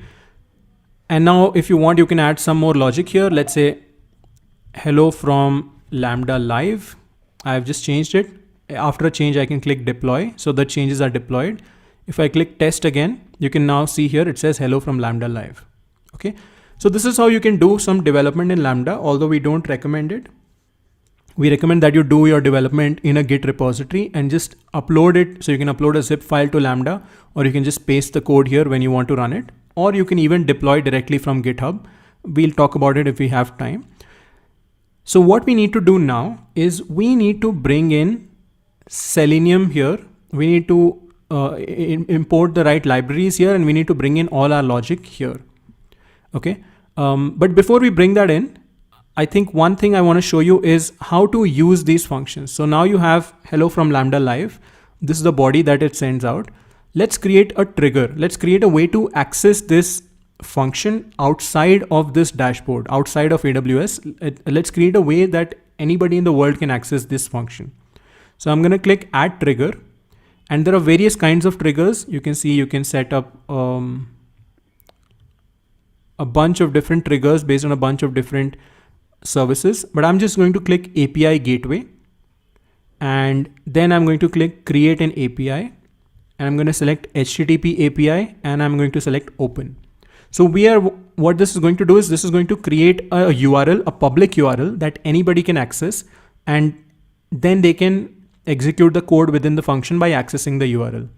So we create an API, HTTP API, and we don't want to limit the access in any form. So I'm going to keep it open. And this is what the API is called. All of this is fine. Yeah, all of these settings shouldn't really matter, but I'm going to click add here. So now that creates an API. Okay. So now you have an API which can trigger this function. So if you go under configuration now, this is the code tab. And if you go under configuration, you will find an API. Now let me take this API and let me open it up in a new tab. So you can see here, when I run this API, it says hello from Lambda live. And in fact, not just me, anybody can run this API. So I'm going to share this here on the chat, and you can see hello from Lambda live. You should be able to see it. Not just that, if I go back here and change this to hello from Jovian live and deploy it. Now, when you run it, you should be able to see hello from Jovian live. Okay. So this is a great way to put some code on the cloud that anybody can use. Of course, there's a free tier here, and it only supports 1 million requests per month. So you may want to maybe ultimately put some kind of authentication behind this or some kind of limiting behind this. So this is how you use AWS Lambda. Now what we're going to do is set it up to use Selenium.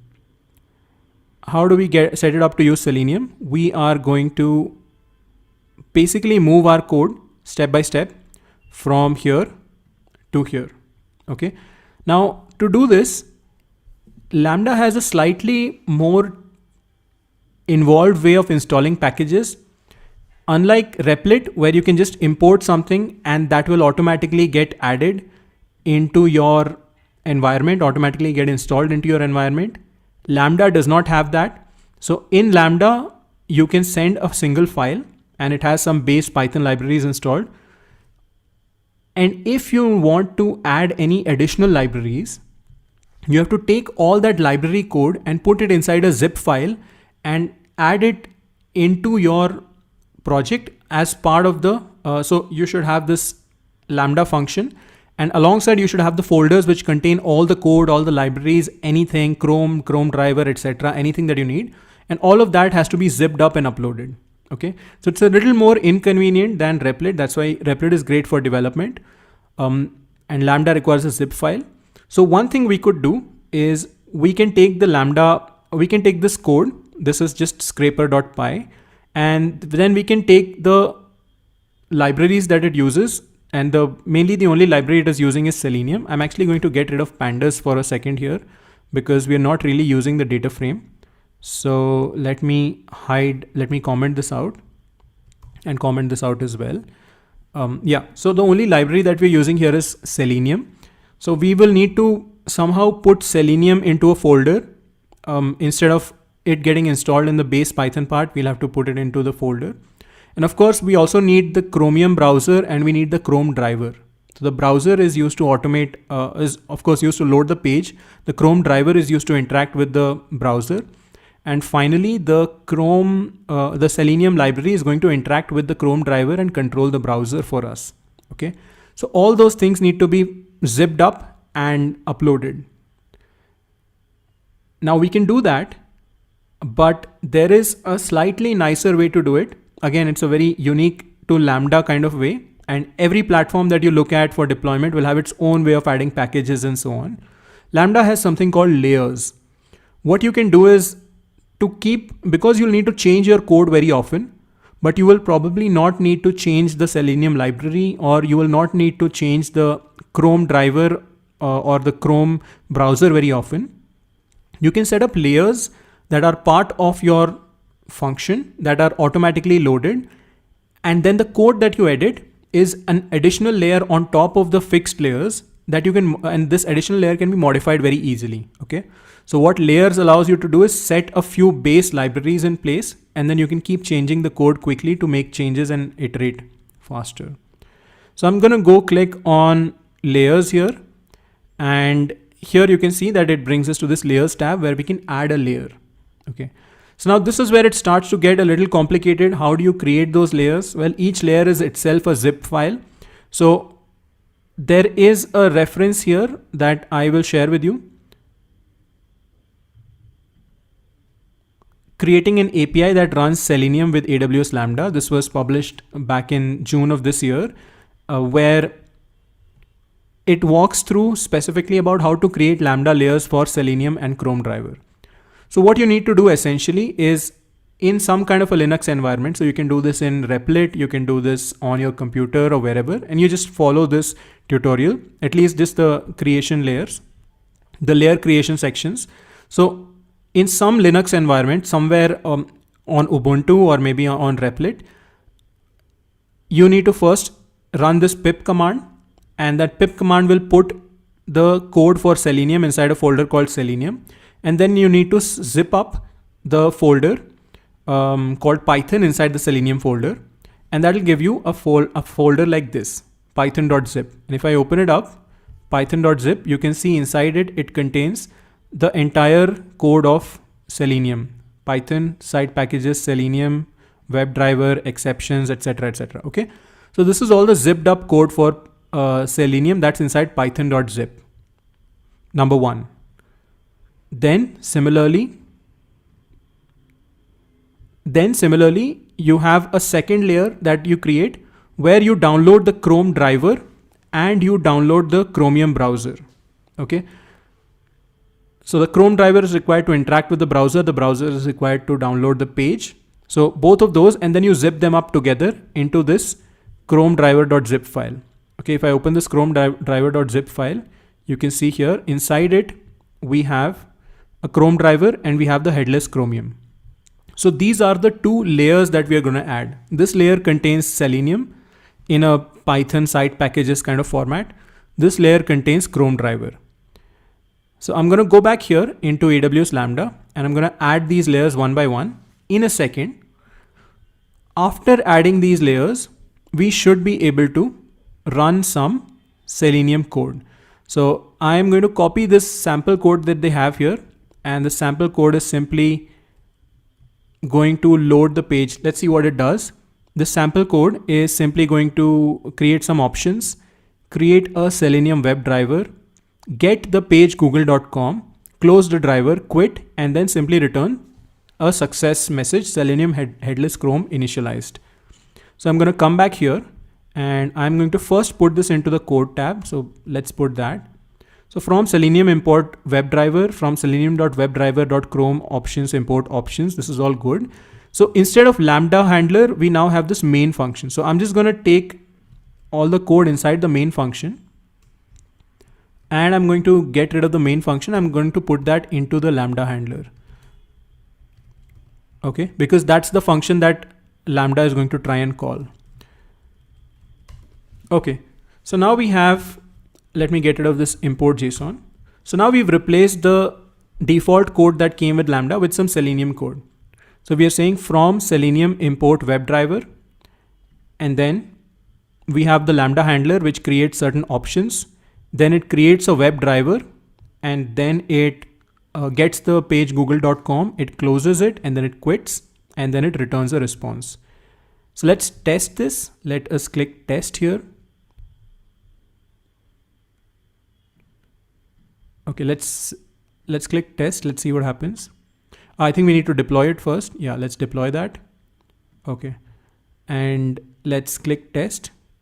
Okay, so now the first thing you see here is an error message, unable to import module Lambda function. And if you go deeper here, you will see here the function logs, unable to, no module named Selenium. Okay, so there is no module named Selenium here, and that's why this whole entire import failed. It was unable to access the code on this page.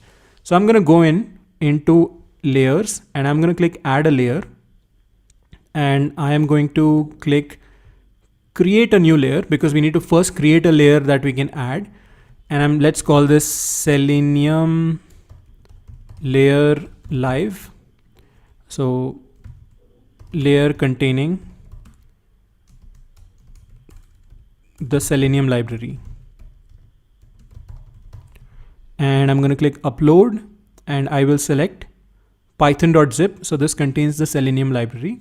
Again, all of this was created using the instructions provided in this blog post.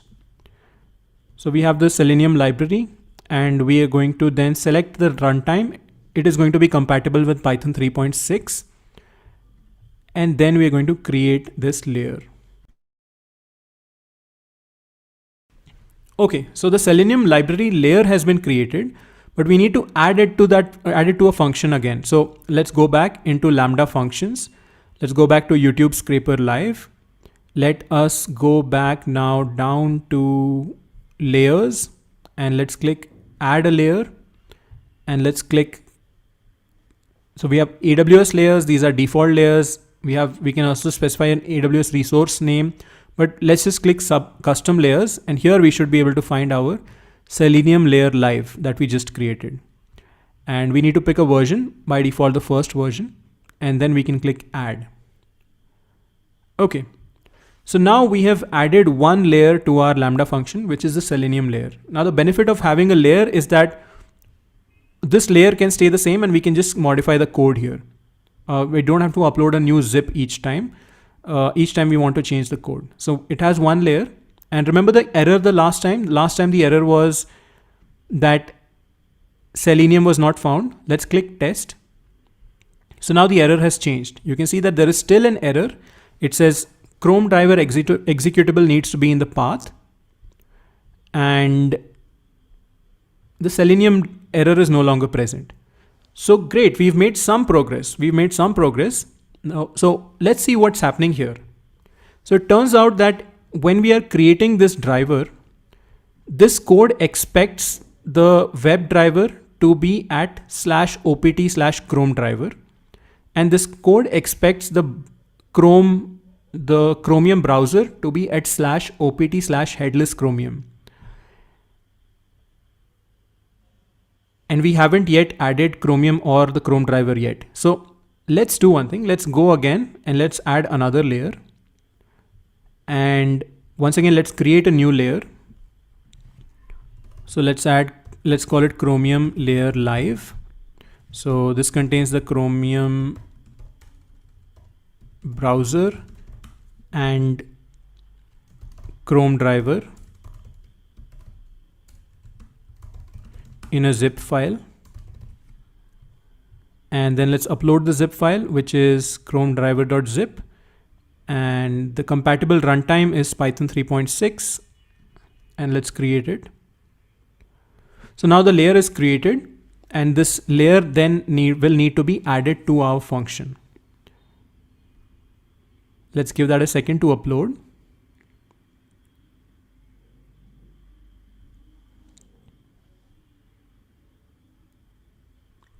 Yep. So the layer has been created. Now let's go back into Lambda. Let's go into Lambda functions. Let's go into YouTube Scraper Live.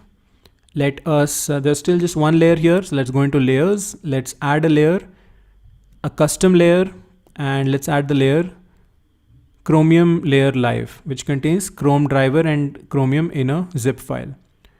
Okay, let's also select the version here and click add. So that's what you do with Lambda. You set up some layers for the additional dependencies and then you can edit the code here. Okay, great. So now we have the two layers and let's run the code once again. Now, what happens when you take the zip file from a layer and you add it to a function? AWS automatically unzips the content of the zip file into the /opt directory of the execution environment. Okay, so if you want to access something, if you want to access a file that has been added in a layer, then you need to just go /opt/ the path of the file in that layer. Now we also added Selenium there, and Selenium was present inside a Python folder. So AWS also automatically looks for libraries in the /opt folder. So that way we don't have to worry about telling Python where to find Selenium, because it automatically looks under /opt. But for headless Chromium and for Chrome, we are just informing Selenium while creating the web driver that this is where you can find the Chrome driver file and this is where you can find the Chromium file. And let's run this now. Let's click test. Okay, so now it's still an error, but it's no longer the error that Selenium is not found. It is no longer the error that Chrome driver is not found. The error is that the task timed out after 3 seconds. So let's go into configuration here. And if you check under configuration, general configuration, you can see that we've set a limit of 3 seconds for each function, which is not a lot, especially when you're loading a file using Selenium, you're setting up a browser, scraping information. It may be too little. So I'm just going to change this timeout to, let's say 2 minutes. And I'm also going to change the memory usage to, let's say 512 MB, because this is a big page. It may have a lot of information and there's a description we can add here. So I'm just going to put in here a job to scrape trending videos from YouTube periodically using Selenium. Okay. And the rest looks fine. So I'm going to click save and let's try that again. So let's click test.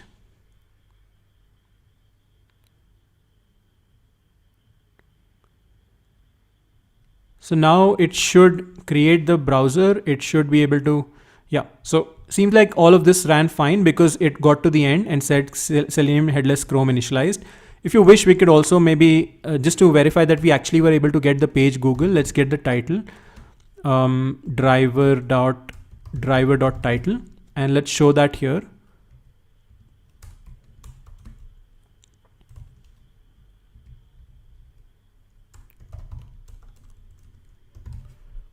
Okay, and let's test that again.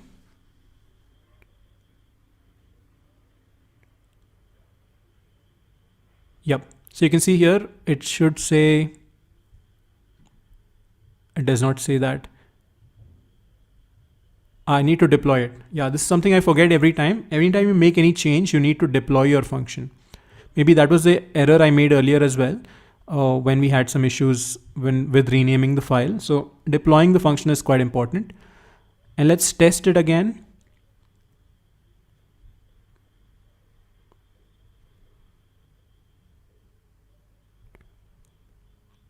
Okay, so you can see here Selenium headless Chrome initialize and Google. This was the title of the page that we were able to get.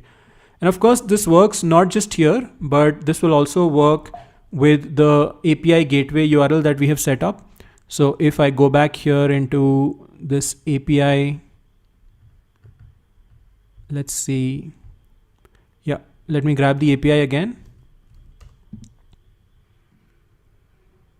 You can see that this is also going to take a few seconds because it's going to go through the entire process of setting up Selenium, loading the page, and it returns the same page for you. And you can access the same as well. Okay. Now, of course, AWS Lambda is just one choice for deployment. You can deploy this to Heroku. You can deploy this to Google Cloud. You can deploy this to a bunch of other platforms. And the idea here is not to teach you how to use AWS Lambda, but that every platform that you need to deploy to will have a certain way of deploying. And the best way to go about it is just follow a tutorial and try to modify it based on your use case. Okay. So let's now bring in the code from here. So we'll bring it in step by step. We'll not try and rush it. We'll just be careful about bringing in the code. Right now we are copy pasting the code, but ideally what we should do is we should commit this code to GitHub. So I should maybe let me see, remove pandas. Yeah, we should commit this code to GitHub, and we should write the code in such a way that depending on the environment, it can work on both Replit and AWS. And we can set up some automation to directly push this code from GitHub to AWS. So that's probably an entire 1 or 2 hour session on its own, which we may do at a later point. But for now, we're mainly going to focus on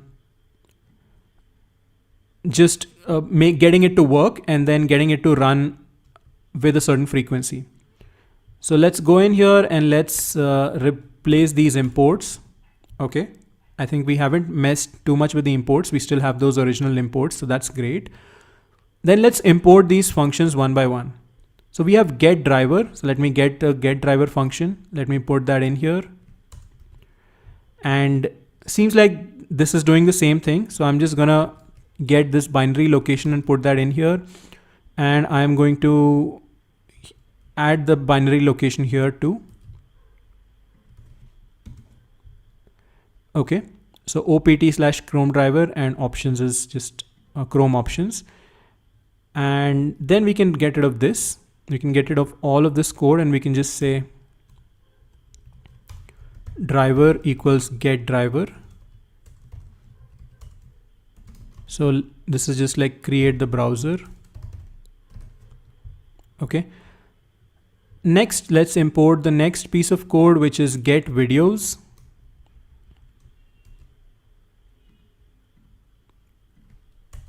So we have get videos and I'm just going to get the videos here.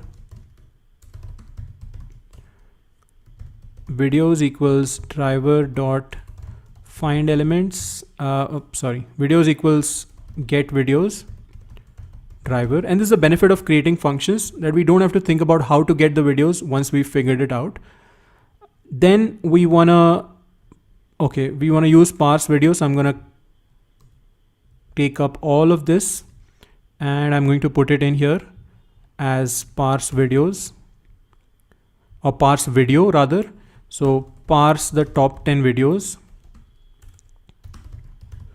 So video, here we have video data or videos data equals parse video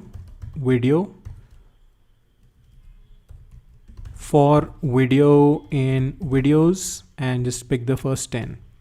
Okay, great. So this should be video data right here. And I think what we can do is, before we send out the email, let's just put this in the output. So let's do JSON dot dump as video data, and I'm going to import JSON once again. Okay, JSON is already imported. Yeah. So JSON dot dump as video data. Okay. So let's see, this is the moment of truth. Essentially, we have taken all the code that we have written on Replit and we have now written it for Lambda.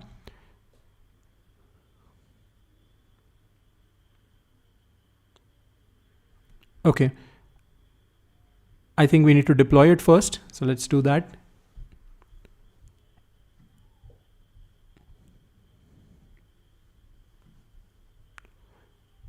And let's test it now. Options is not defined. Okay, let's fix that. I see. It says Chrome options here. So we should just call it Chrome options.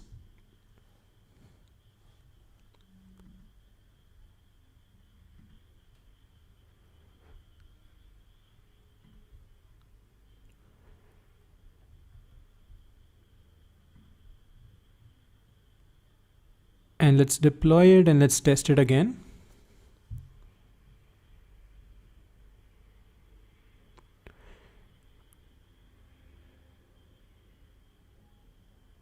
Okay, now it says unable to discover open window in Chrome, etc., etc. Seems like something went wrong somewhere.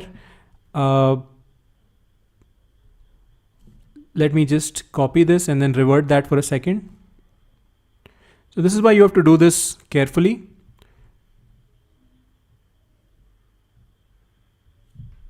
I think what I'm going to do is just keep the code below here, and yeah, just keep the code up, paste the code above here and see what we've done wrong.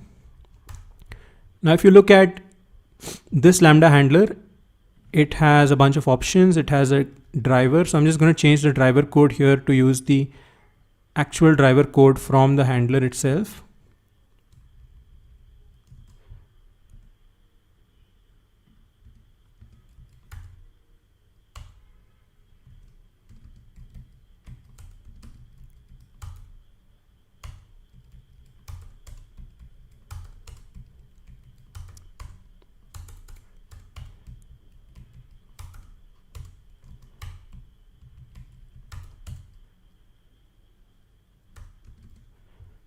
Okay. And yep, so I'm just going to use that. I guess apart from that, I don't really see anything too different. So let's try that once again. Let's deploy it and we'll test it. It could be something to do with the driver setup. We don't know.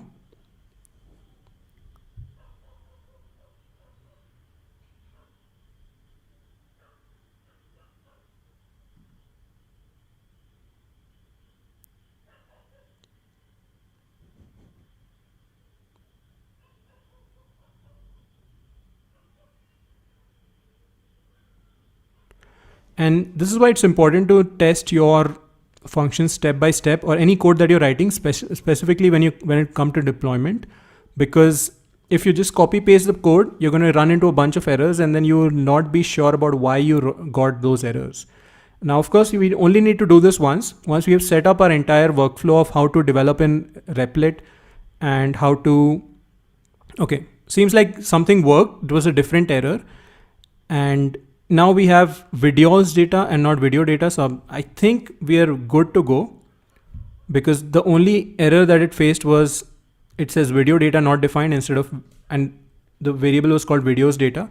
So I think this time when we execute it, we should be able to see the result of actual data from YouTube. So we'll just be one step away then from adding the email and also scheduling this job to run, let's say, every 5 or 10 minutes. And with that, we'll basically come to the end of this end-to-end workshop.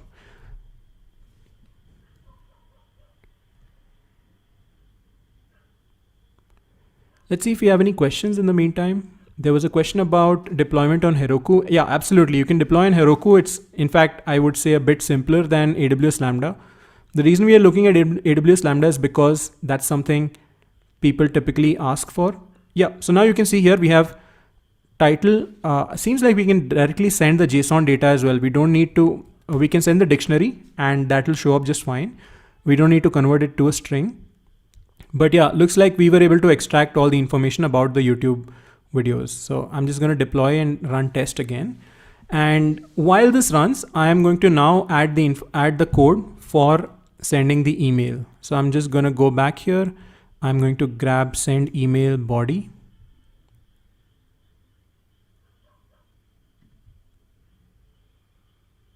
Yeah, I'm just going to grab send email body here and copy this and put that in here once again.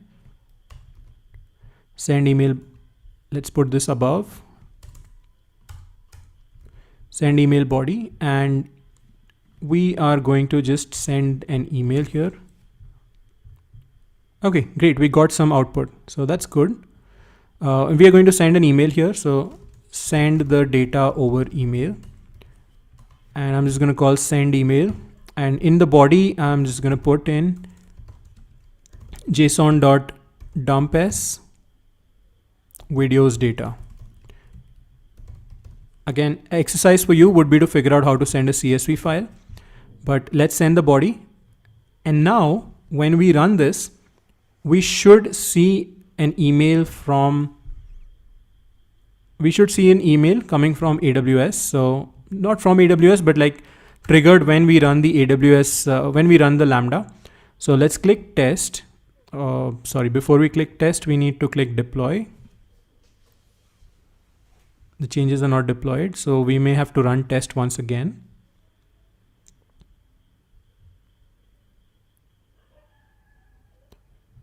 And the last piece of this, let's remove these emails for now. I'm just going to delete these. Now the last piece that remains in this entire step is to schedule this to run automatically. And we're going to look at some resources for that. So here we have, I think we're going to run into an error where the password is not going to be available. So let's see. Okay, so no email was found here because we did not put the password into AWS. So just as we put the password into Replit under secrets, there is something called environment variables in AWS too. So here under send email, we should see, if we check the logs, like if we check the test, if we check the logs, we'll be able to see the error message. But yeah, you can see somewhere here, you should be able to see an error message about the email. But since it was inside a try catch, it did not throw an error, it did not stop the execution. But regardless, the way to put in the password is go into configuration, environment variables. And I believe our email environment variable was called, let's see, Gmail_password, and it had the value Selenium workshop. So I'm going to do the same thing here. Gmail_password and Selenium workshop. So I'm just going to add that. I am just going to save that. So now the environment variable is saved, and let's go back to code. Let us deploy the changes. Okay, the changes are deployed. Let's just run test once again, and hopefully we should see an email. If not, it's something that you can debug a little bit and figure out. But the next thing we want to do is schedule this. So we want to set up a recurring AWS Lambda function. And the way to do that is to set it using something called AWS CloudWatch, which is another service that AWS offers. So let's see. Let's maybe try and look up a simple tutorial. So I'm going to call it AWS Lambda recurring function, or let's see, not recurring function, let's call it like scheduled cron. The cron is another tool that is used. And yeah, cron jobs AWS Lambda functions tutorial. Okay, so there's a tutorial here. So I would just go through this tutorial, and you would need to set up an AWS CloudWatch event, and that would then trigger a function. So there are a bunch of steps basically that you have to follow here. And how I would go about it from this point is just set up, look at a tutorial, try and replicate it in the context of this specific task that we are trying to do, and make it work. And the way you would do it, I think, would be primarily using AWS CloudWatch here. Event Bridge, yeah. Event Bridge, and Event Bridge would then send it into CloudWatch. So let's see. Let's create a new rule, and let's call the rule name. How about we scrape YouTube every 5 minutes? So scrape YouTube every 5 minutes. Let's call that. So scrapes triggers the YouTube scraper function every 5 minutes. Anyway, here you can see here was some information that was sent from AWS. So we were able to send the information over email, and let us set a schedule expression. So rate, let me set it to 5 minutes. I think that's one way to do it. Another way to do it is using something called cron. So you can look up, cron is a syntax for scheduling tasks on Linux, and AWS also supports cron, but let me just set that to rate 5 minutes, or let me set it to rate 2 minutes and or 3 minutes, and let's click add. And let's get rid of this so that this is no longer publicly exposed. Okay. So now we've deleted the API endpoint. That API endpoint is no longer present, but now there should be an execution happening every 2 minutes or so. So here we can see that the trigger is to scrape every 2 minutes or it says 5 minutes, but it's actually every 3 minutes. So we will wait for about 3 minutes.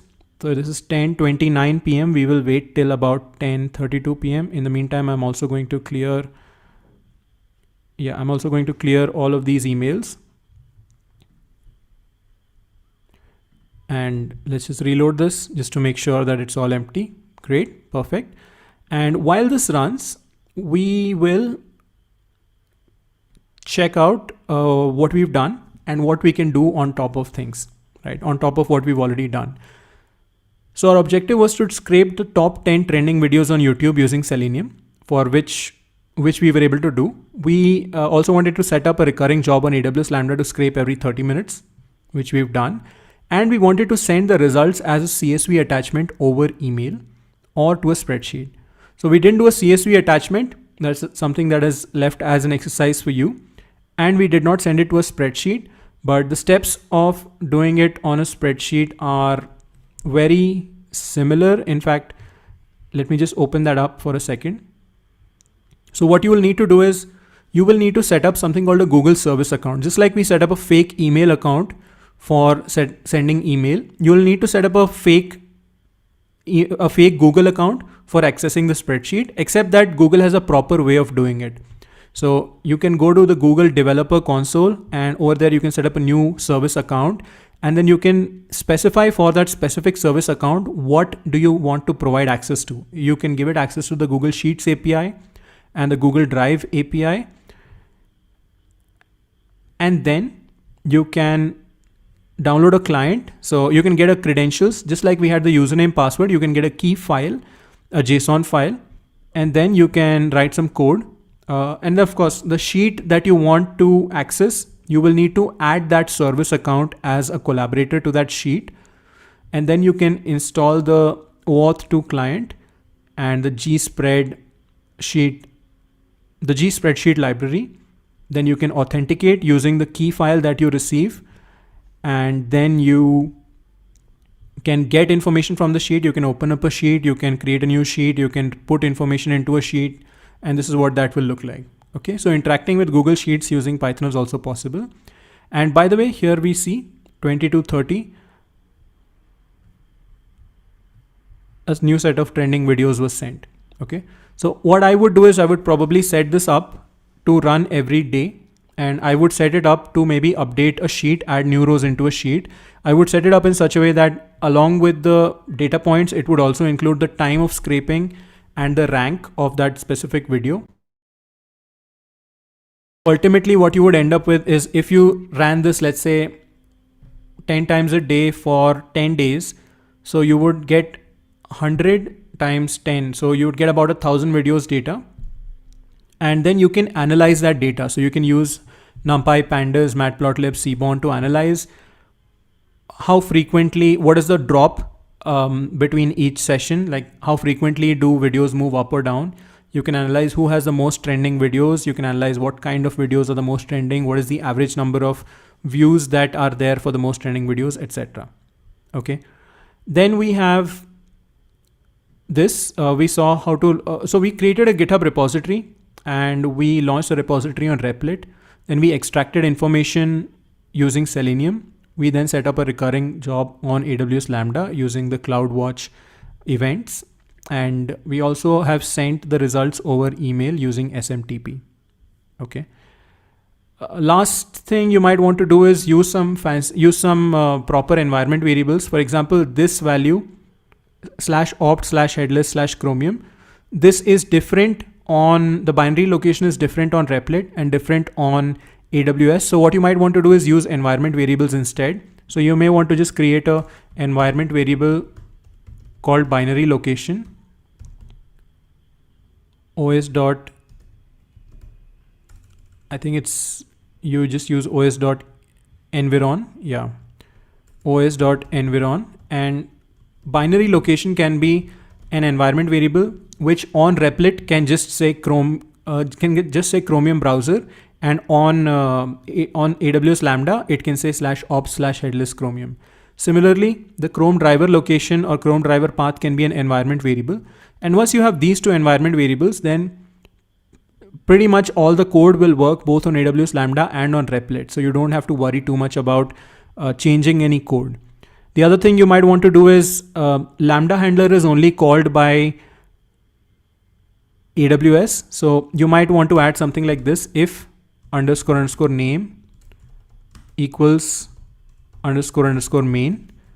So this is what will get invoked when you are running it from Replit. So you can call Lambda handler with none and none on Replit, right? So this entire code will work as is on Replit.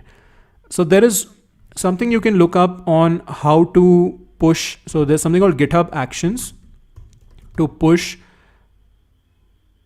to Lambda, to deploy Lambda functions.